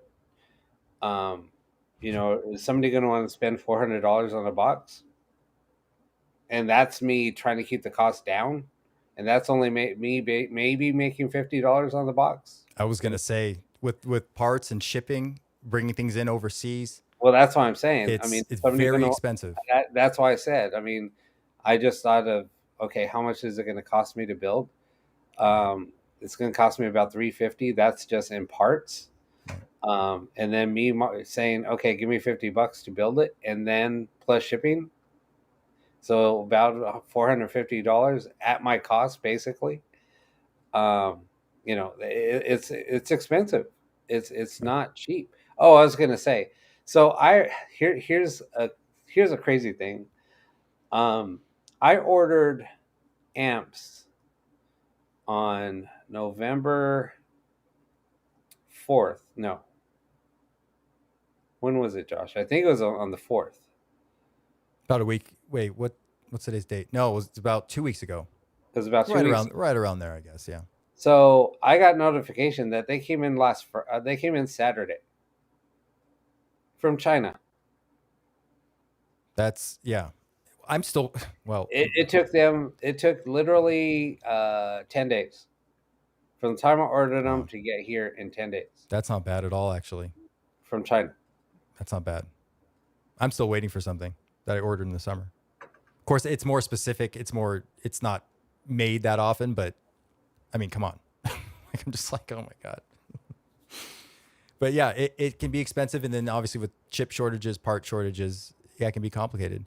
But yeah, you have to think about the cost of these items. Will someone pay $400, $500, $600, $700 for a box? And that, again, that's not making massive, your profit margins like, 2%, 3%. I mean, considering your time and other problems that come up, even building these designs, I don't know. Yeah. I mean, it could happen. But to the builders that build and sell, seriously, we tip your hats to you, because it isn't easy. It is not easy. It's not. But like I said, and I'm not being cocky when I said, yeah, good luck to whoever wants to try to copy it, because that's all I can say. No, most ITC builders I know keep their secret sauce close to their chest. Whatever it is about their device, it's that's what makes their device special, and that's what ensures that they continue to go forward. If they just give that out, someone's going to reduplicate that and undercut your price or push you out of business. That's just how the free market works, and that's how it works with these devices still. People will try and undercut and make a profit if they can. So you do have Right. to keep those things. Every box I have from every builder I've ever bought, I know that maybe it's a tuned radio frequency device or listen, I talk about Ron Ricketts all the time in the mini box. Do you think Ron Ricketts just dished out his custom printed PCB board information and his coding for his box? No. He wrote a thick manual that was almost 100 pages describing his theories and the different modes of the box and how it can relate to the operator, but he didn't hand out everything. And I know Frank did, and that was incredible. And I know Joe did. But not all of not everything was released. Frank never walked anyone, there's a few people I think, close friends of his, he walked, took them step by step through what he did. But at the same time, it wasn't just everything, step by step instructions wasn't detailed in a YouTube video, how to. There are a lot of secrets that people keep close to their chest, but that ensures they stay in business. Now, it depends. If you're in business to make money, you need to keep those secrets close to your chest. Yeah. If you're not in business to make money and you don't care who steals your information, or you don't care that the information doesn't get into the wrong hands or misused, then you can do whatever you want. But if you ever are considering selling in the paranormal community at all, you might want to keep a card or two close to your chest. You do have to keep a card close to your chest. Or you won't survive if you're trying to make money in this business, selling an instrument. But here's the funny thing. So, and this is what I don't get. So we talk about this all the time. So people ask, how in the hell did you get your circuit so quiet? It's a detuned radio. Gary Galka, the person that made the Ghost Box or the SP7 and SP11, his original design, he had zero static. And then I remember that when Chris Fleming teamed up with him, he said, "Oh no, this needs white noise." So what he did was he redesigned the circuit board, and they added a circuit to emulate the white noise. And now we have the SP7. Now he's trying to go backwards and remove that white noise, and he can't. Well, we reviewed that device. Yeah, and we reviewed the device. He can't. He can't do it. So here again, ironically, he already did it. Yeah, and how can I remove that static? And he's the designer of that circuit. How can he not? I don't get it. But he did before. Like he did. Like from my understanding, his first iterations were that quiet. Yeah, they were that quiet. Right. And so, I'm not going to say the exact circuit board. It's a iteration of that board. It's made by the same company. Yeah, there's not. I detuned it because when I first did it, it sounded exactly like the SP7. Right. It's different it's a different model. It's a different model. But it's made by it's like. But it's made by the same designer of that board. It's like how auto manufacturers will use an RAM. A frame and put multiple cars on it, or design multiple cars off of one frame. It's an OEM. It's an OEM. Right. Well, and look at Gary Galko. He has a very successful business. He was able to navigate a lot of those variables we discussed, and a lot of people do that very well. And that's not easy, building a business like that. Well, he designed the K2, and then he sold the design. He just didn't he really wasn't happy with the product. Right. So he sold off design. Somebody bought the patent, they bought the design, and here we are. He just wasn't happy with it. It was too sensitive. It just didn't work. It didn't meet his standards, where his standards are.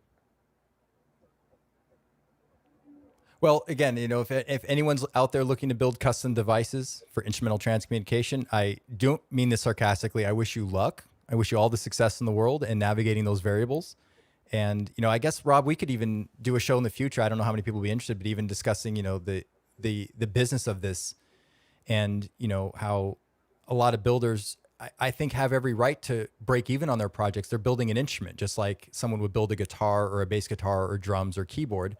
You are building something physical and tangible, an instrument. So there does need to be a reasonable price to honor the work of the ITC builder, but also not taking customers for a ride and telling them that this is, a $5,500 device when parts and labor add up to, just over $100. So, Right.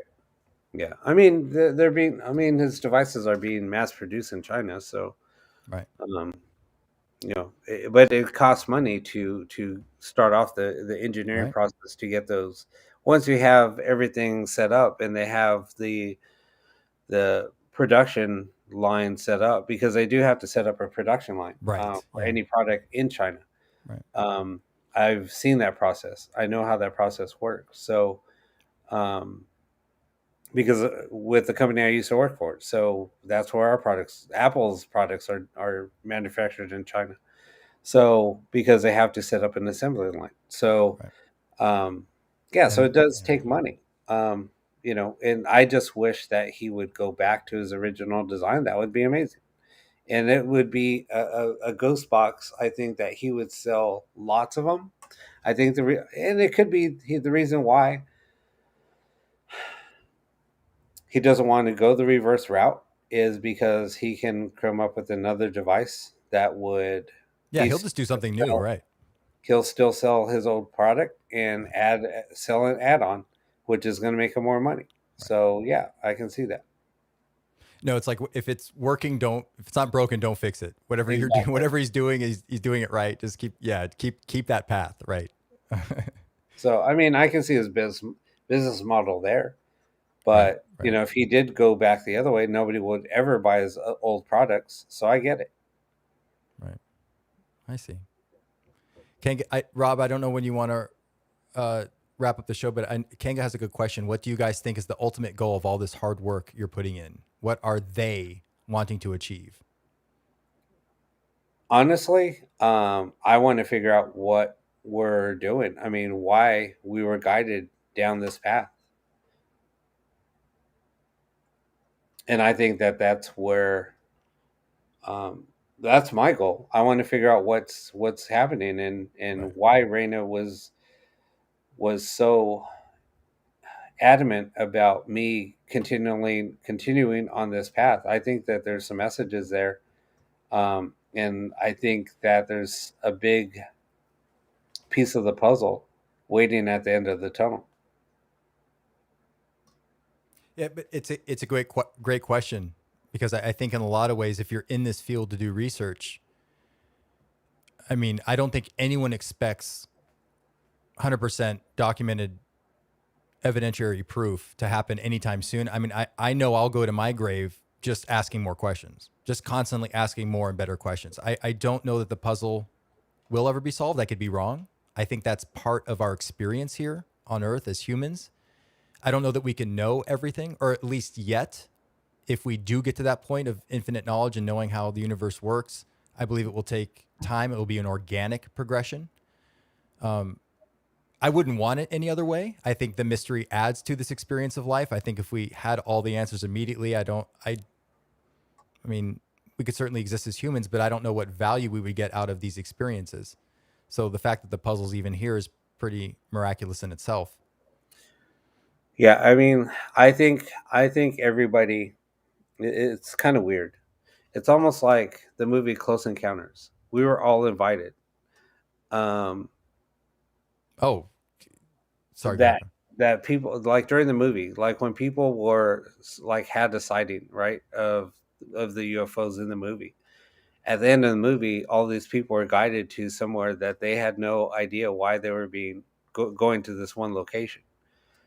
And it's almost like we're all being guided down this path. Everybody that is part of the Saturday show um, are invited to join in on this journey. Right.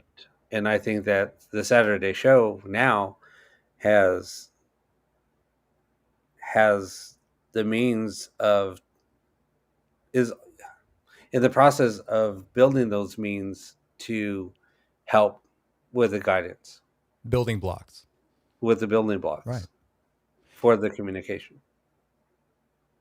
That's a good point, Amanda and Kevin. Kevin says once the puzzle is solved, the simulation turns off. And I've documented, again, I always say can't prove anything, but we've documented intelligent communication when we ask the questions of the universe. What is it like for you? Where, you ask, is there a God? I'm just being very general that people have asked every question you can imagine when conducting instrumental transcommunication. And a lot of the times we report silence. The really heavy philosophical questions are met with silence, or are met with a joke, or met, is there a God? And the answer is chocolate cake.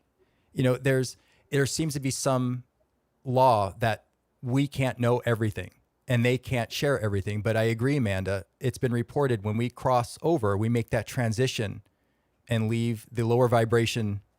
What did I call us? Meat packets. When we leave our meat flesh behind and we return to energy form and vibrate higher, that universal knowledge returns to us. And we remember everything, and we understand the purpose that we had on Earth. We understand how instrumental transcommunication is conducted. We have a better understanding of, that's how we do it. The mystery's kind of over, maybe to some extent. But a lot of ITC researchers have documented that universal knowledge returning to us when we cross over. Exactly. And here we go again. I mean, look at the communication that we received the other night. When somebody asked, they asked a question about the afterlife. What happens when we die? Do you go to the light? And then we got a direct answer. It said the white light stops the dead, and then you graduate. Right.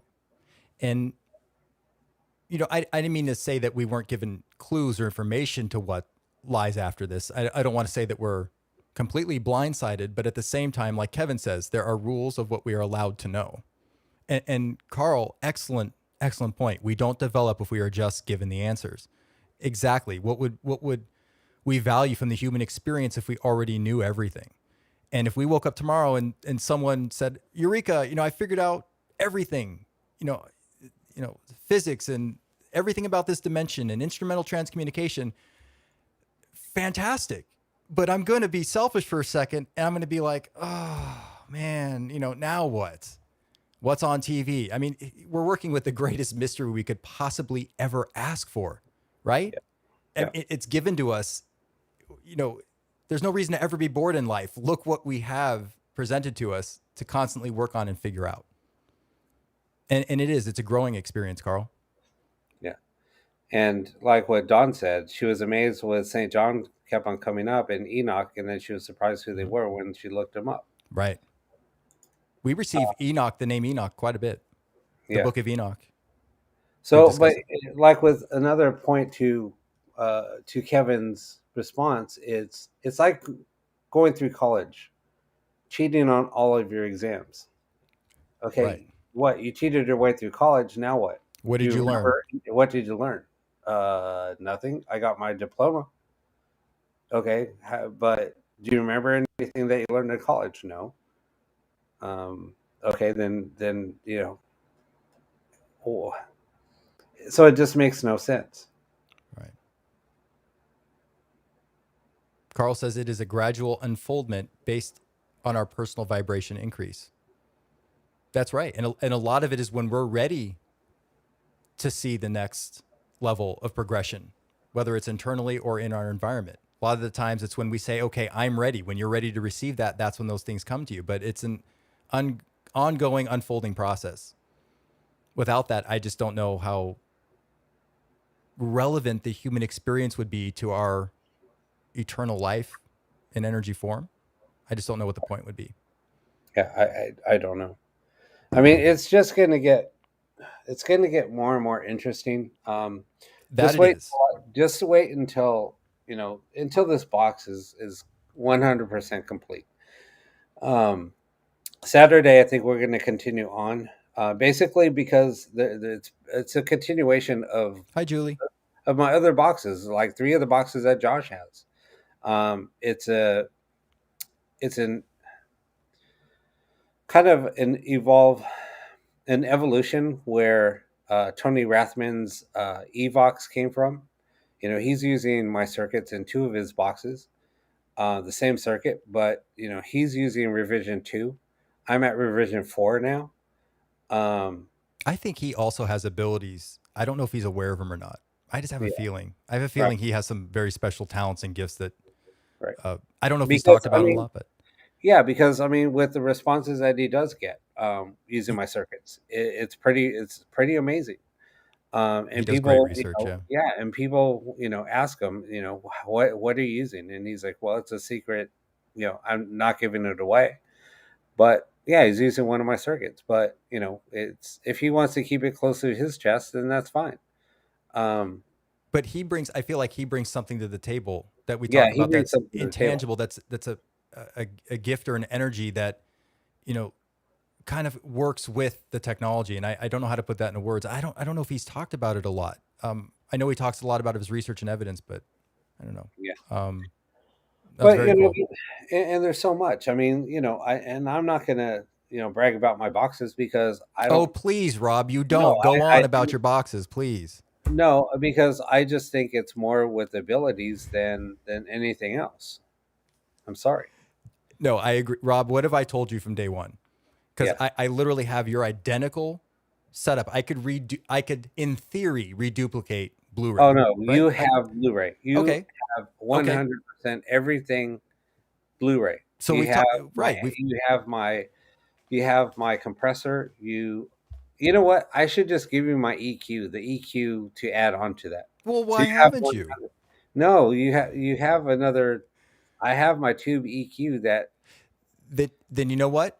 I will try, and I've already tried to reduplicate exactly what you're doing. I will, let's say, take that and I will try again to reduplicate it. And it's almost, I don't want to say it's proof. We can't conclude anything, but it shows that the individual brings an energy or intent or manifestation to the communication that, I can use the exact same technical specifications. And while I am getting responses, there's no question I'm getting responses. They're not to the clarity or level that you're bringing through in Blu-ray, and they don't feel the same. That's what I think is so amazing is they just don't feel the same in terms of the way they communicate, the way the audio waveform looks in spectral analysis. They look different. And that's what's so fascinating is what is it? The same technical specifications, when I analyze the waveform, they look different. My waveforms look different than yours. So are you bringing something to the table? Is it your environment that's around you? What is that extra variable? So I think I want to conduct that. I want to do that. But like I said, I think it has a lot to do with the operator. I mean, 100%. Right. Oh, I You definitely can believe that. you Yeah. can use you can use any box, doesn't matter. And if the operator, I mean, there's some boxes I cannot just connect with, and here's why. I think here is 100% why. I have no faith in that box. I just don't, or I don't like the box. I I was don't reading like a the way it comment. connects. Which box was that, Rob? I'm sorry. I was reading a comment. Which box were you talking about? Just any box. Let's Oh, just okay. Okay. I'm sorry. Because I was reading a if, comment. Sorry. if I don't have that connection with the box, Right. I'm like, I don't like this box. It's not going to communicate with me. Right. It does because it knows that my intent isn't there with that box for whatever reason. Well, Even if it's yeah. subconscious, I don't Right. like using this box, in my head. But we're going to use this Right. box, and in my head, if I don't have that intent, that channeling, I because I think that's what it is. Let's just say I don't want to channel through that box because I don't like that box. It's not going to happen because Right. my intent isn't there. Well, and Rob, you know from both sides of the table.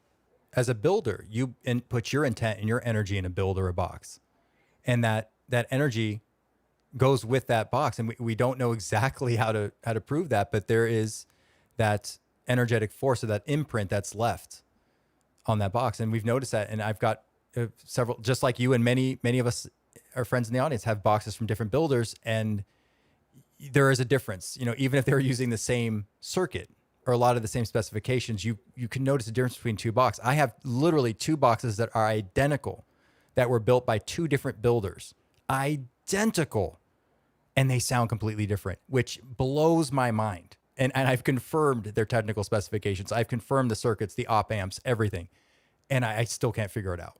So it does seem like they're the intent of a builder, and the operator's energy do indeed, in theory, play a role in ITC. Yeah, and Don's absolutely right. I only do like hot boxes. Oh, I see. That's a yeah. Jeez. Anyway, Right. it's almost 10 o'clock. I didn't know Yeah. we were So going to be this long. the Yeah, the Echo Vox. The Echo Vox is still. Oh my God, it's like I know I've said this in the past, but damn it, it's freaking Black Friday. I need to go find, and actually, you know what? I did find. I found a Samsung tablet that's on sale at Best Buy for like $100. I have a $50 credit there, so yeah, I could get one for $50. I might just do it, just so that way I can run the Echo Vox. It would be yeah. fun. It would be fun. Yeah, and Kanga, you're right. Don't forget we hear what we are meant to hear. It's not always the same for everyone. And we could go into a discussion on the show about objective and subjective evidence. The evidence that seems to be objectively definitive, and words and phonetical sounds can be measured by equipment to confirm certain frequencies, to confirm more objective evidence, if you will. And then there's a lot that's subjective. It's very interesting. It's a very, very complicated topic. And, we do come full circle. And I just think that's why para-unity is so difficult, because there's so much unknown, and there's so much unfortunate bias and ego that gets in the way, that it's complicated. It really is. It's a complicated field in that way. Um, no, Wayne, I don't think it is impossible to get uh, Oh no, there's um, not at all. gain connection with a box. No, I mean I've used an SB7 a few times. I got a few things out of it, but I just think that to me it was a little harsh. So I never had that connection with one. I did have a connection with a different type of box, with a Sengen box. Right. Um, that Sengen box was amazing. I ended up giving the Sengen box away not that long ago. Right. Um, and she was looking for, her name's Lindsay. She was looking for a box to contact Mr. Poe, somebody that please come she up to the cared, front of the class. somebody that she lost, and she wanted to connect with that person. So I sent her a box. Um, No, yeah, so and Rob, we both know people. I know someone that's uses an SB7, and they seem to have an excellent, not only contact field built with this box, but they get consistent communication.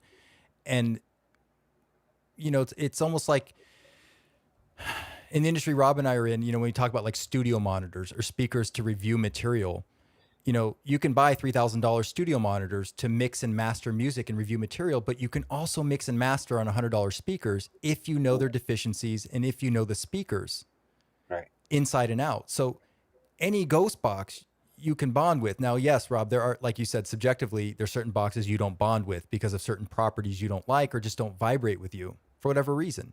But you technically can. You Yeah. technically can use anything, as long as you know its pros, its cons, its shortcomings, how it reacts to the environment, how you perceive its audio. You can use anything. So I really think you can bond with anything. But yeah, I mean, there's always subjective personal preference in that.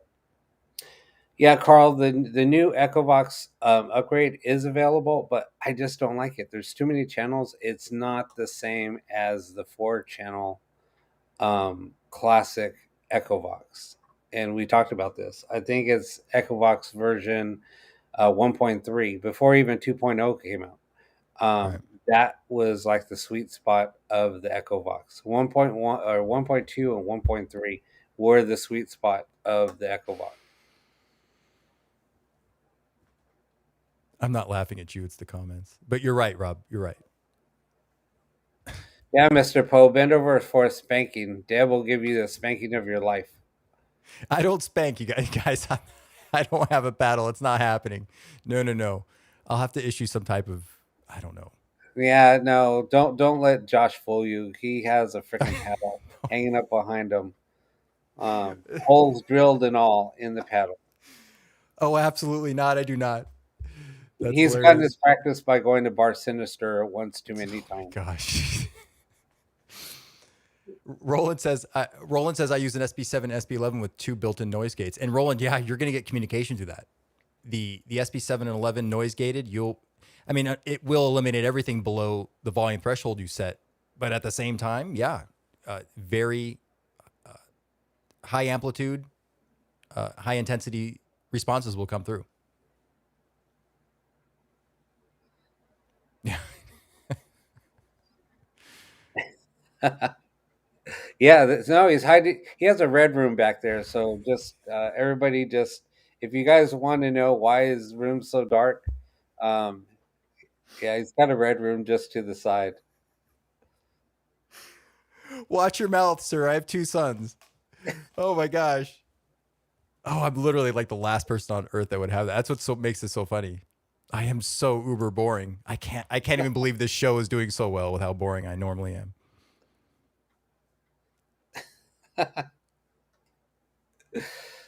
Hey, No, I got to spice things up. Oh, speaking of which, oh, you mean you haven't spiced it up already? Please continue. speaking of which, we're working on a new Friday night show.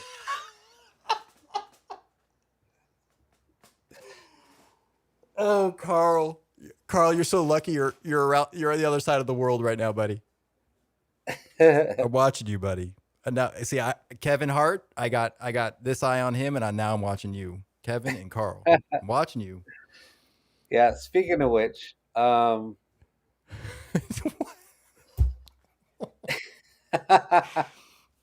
the things that are being said about me. I don't know, man. Wayne, you and the name Don, I have no idea. It just must be the name Don. Or Wayne has so many experiences with it with Don and the same Oh my spelling. It's god. so funny. Oh my god. This is the only show where we talk about spurs and harmonics coming in through extraterrestrial communication. And by the end of the show, we're talking about one of the hosts that has a drilled paddle in his home, which is not true. It's not true. And the Red Room. And a red room, which is not true. What other show do you find that? And If we've achieved anything, Rob, we're the most versatile show ever. he has chameleon eyes, so he can keep eyes on people. I'm watching you. I'm watching you, Rob. I'm watching you. So at least you're not talking about how great your ghost boxes are. Oh, thank God we've changed the subject.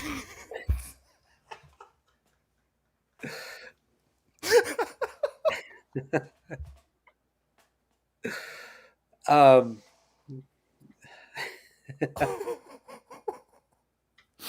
Roland's uncomfortable. He's changing the subject. Oh, it's super windy here. He wants to talk about the weather now. yeah, I got a text. It is windy here.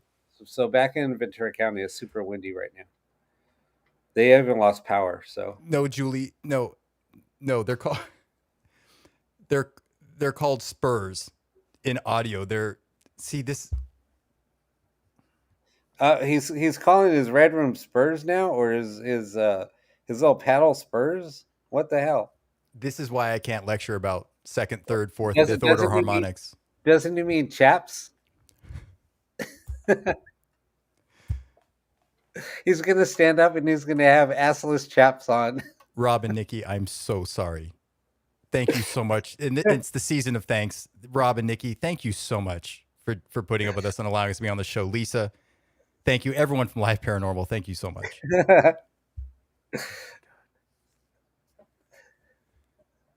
How did... Do you see the chat, Rob? Yeah.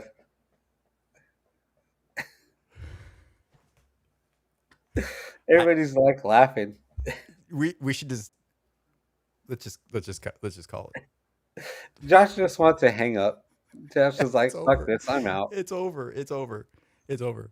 I, He's I like, literally I literally talked to you before the show. I'm like, Rob, we're gonna talk about spurs and audio and second and third order harmonics and all the information I found. And this is where we're at. assless chaps, paddles, and red rooms.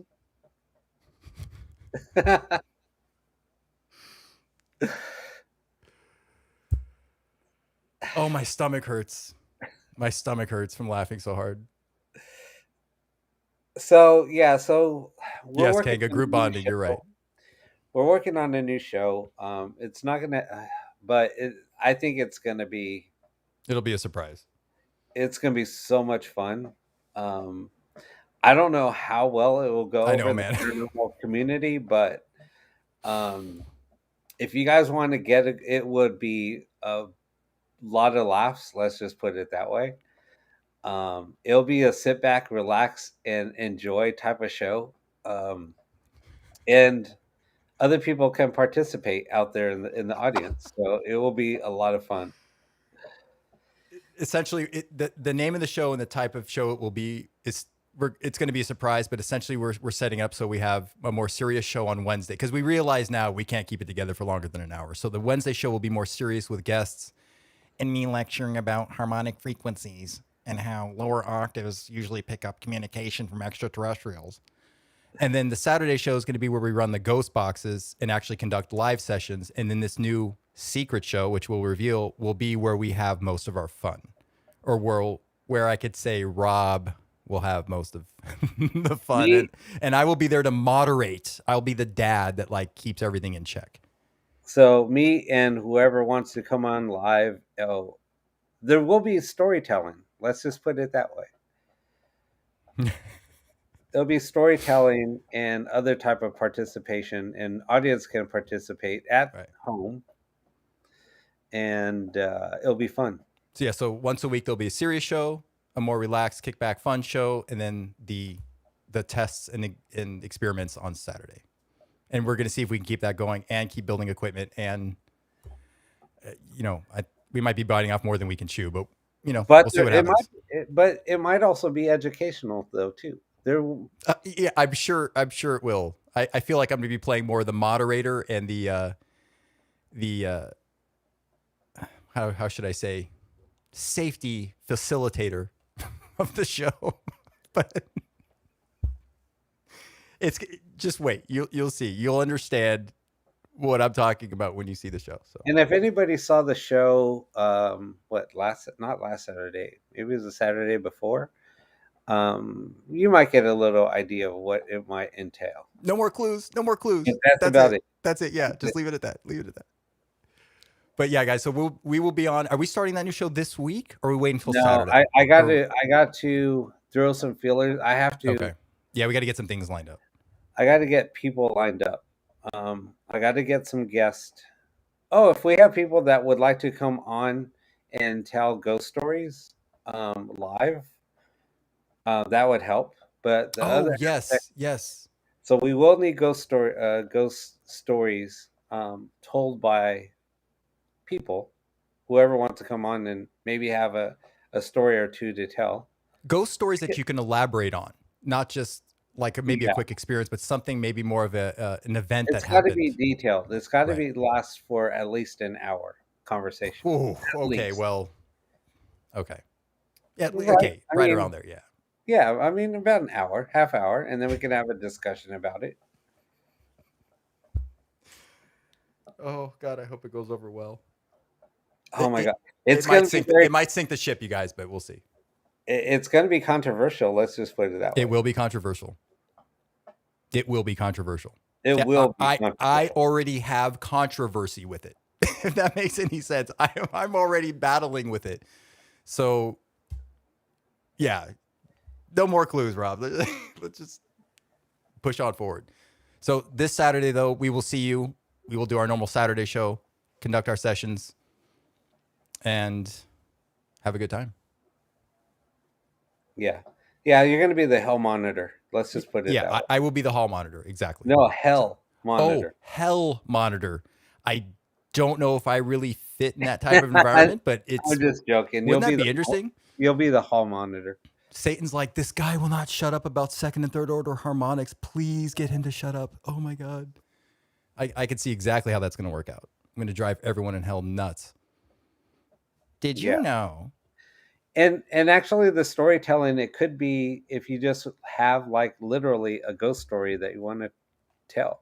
Doesn't have to, it could be fictional. Doesn't have to be, a true story. I mean, it could be fictional. Oh, okay. Right? I mean, as I long as guess. it's kind of I guess. entertaining. I mean, I guess if you want to lie and make up a story that happened to you, yeah, as long as you can get through an hour. I don't know if we want to encourage people to lie and make up ghost stories that aren't real, but it's along those lines and meant to be more fun and more of a community environment where the Wednesday show will be growing into a more stale product from us, and the Saturday shows will be more experimental. No, it doesn't have to be scary. Yeah, it can be anything out of the ordinary. I mean, anything paranormal includes anything. It doesn't have to involve the spirit, ghosts or spirit world or a haunting. It could be UFO based. It could be Bigfoot based. Could be Loch Ness Monster based. Doesn't matter. Anything. Right. As long as it's entertaining, it's all good. Kevin. Oh, and everyone, I want everyone in the audience to know Kevin, Uncelebrity Kevin Hart, will be on our show in the future. It looks like possibly 2 weeks from now or 3 weeks, 4 weeks. We're working that out. But Kevin, we do look forward to hearing about your remote viewing. I know you have equipment to show us, and I know you have a lot to teach the audience and a lot to teach me. So we are excited to have you on and discuss all of those things as well. See, we already have some people that have some. So Right. Dawn says she has some good ones and some scary ones. Deb says she has some from nursing. Perfect. See, we already have a few. Perfect. Nora, if you have some, that's great. Carl has an interesting story. I got butt raped by spirits. Now that was a scary story. See, Carl can talk about his butt raping. I don't know if we can say that word on YouTube or Facebook. Yeah, you can. Why not? Oh, okay. I thought it was one of those. You Okay, just yeah. have to break out your pedal and you'll fit right in. Oh dear. It's weird. In my college days, I probably would have been a little more receptive. All I keep thinking about is, I hope my sons don't find out about this show and pull up this episode. These episodes will be long buried and gone before they even consider looking old dad up. Oh, we could Yeah. even try some DMT. Oh, well, okay, there you go. See, that's why I'm going to be the hall monitor. If that's the route this show is going, that someone definitely has to make sure that the show is still operating. In fact, you know what? I will host the show on my end for the equipment. So in case you do that and lose track of space and time, that would be actually. You know what? I think I might host it so you can. Yeah, we be might yourself. we might have to do reverse roles on that one. Oh shit. I just walked into that one. Well, let's think about that. Let's think about that. But no, seriously. Yeah, I think you will have to be the host because I'm going to be participating. So Kevin Hart. Yeah, I might not be good with the control after a little while. So yeah. No, Uncelebrity Kevin Hart. As soon as I came forward and talked about finding harmonic anomalies in possible extraterrestrial communication, that pretty much wiped out my chances to run for public office, despite my master's degree in finance, which keeps me down to earth. No, I doubt I'll even be hired by a professional organization ever again. Yeah, this will be a try it at home. We will encourage it to try it at home during this show. That's going to be part of the fun. Yeah, let's end this show. Let's keep the respect of this show, our Wednesday shows. Let's try and keep whatever dignity we have left for this show. Well, we're just kind of giving out clues, right? But yeah, so our Saturday show, join us for the experiments. Wednesday we'll continue with more educational and interviewing guests that come onto the show, and then this new show will be where all the other stuff happens. So, but yeah, so we'll see you. Never mind. No more clues. No more clues, because you don't want to give away the surprise. Okay. But for now, we will see you Saturday, 11:45 Pacific Standard Time, 2:45 a.m. Eastern Standard Time for the live Saturday show. Yep. And all right, everyone, have a safe and happy Thanksgiving. Happy Thanksgiving, everyone. We're very grateful for you. Thank you for joining us every Wednesday and thanks. Saturday. Thank you. We will fill you guys in once I line up some other things. If not, we can just go with the flow. And really quick, Deb, I said hired guys. I'm not really the type to drop innuendos or any type of double meanings behind words. For example, if I say I have 6 inches of electrical wire, I mean I have 6 inches of electrical wire, but I know what all of you were thinking. So, and I saw the chats comments when Rob was talking about that earlier. So I'm usually very literal. Rob will be the one to do that. So let's just get that out of the way. No, when he's talking about 6 inches of wire, he's talking about his 6-inch paddle. The 6. Okay, right. Yeah, because that's right. I literally have family pictures and frames behind me with Mickey and Minnie Mouse, so it's kind of an odd combination, I guess, right? And red room behind the hidden door. Carl. Yeah, just letting you guys know. I'm not, trying to lecture about real stuff here, but it's the nature of our show. Nothing we can do about it. It's what you guys want. It's what we'll give. And I don't know. Oh, no, Julie, it's not just 6. That's the only time I'll do that. But no, Julie. But that's the only time I'll do that. That's it. Serious from here on out. All right, Rob, let's cut this thing. All right, we're cutting it. See you guys later. Love you all. See you Saturday. Love you.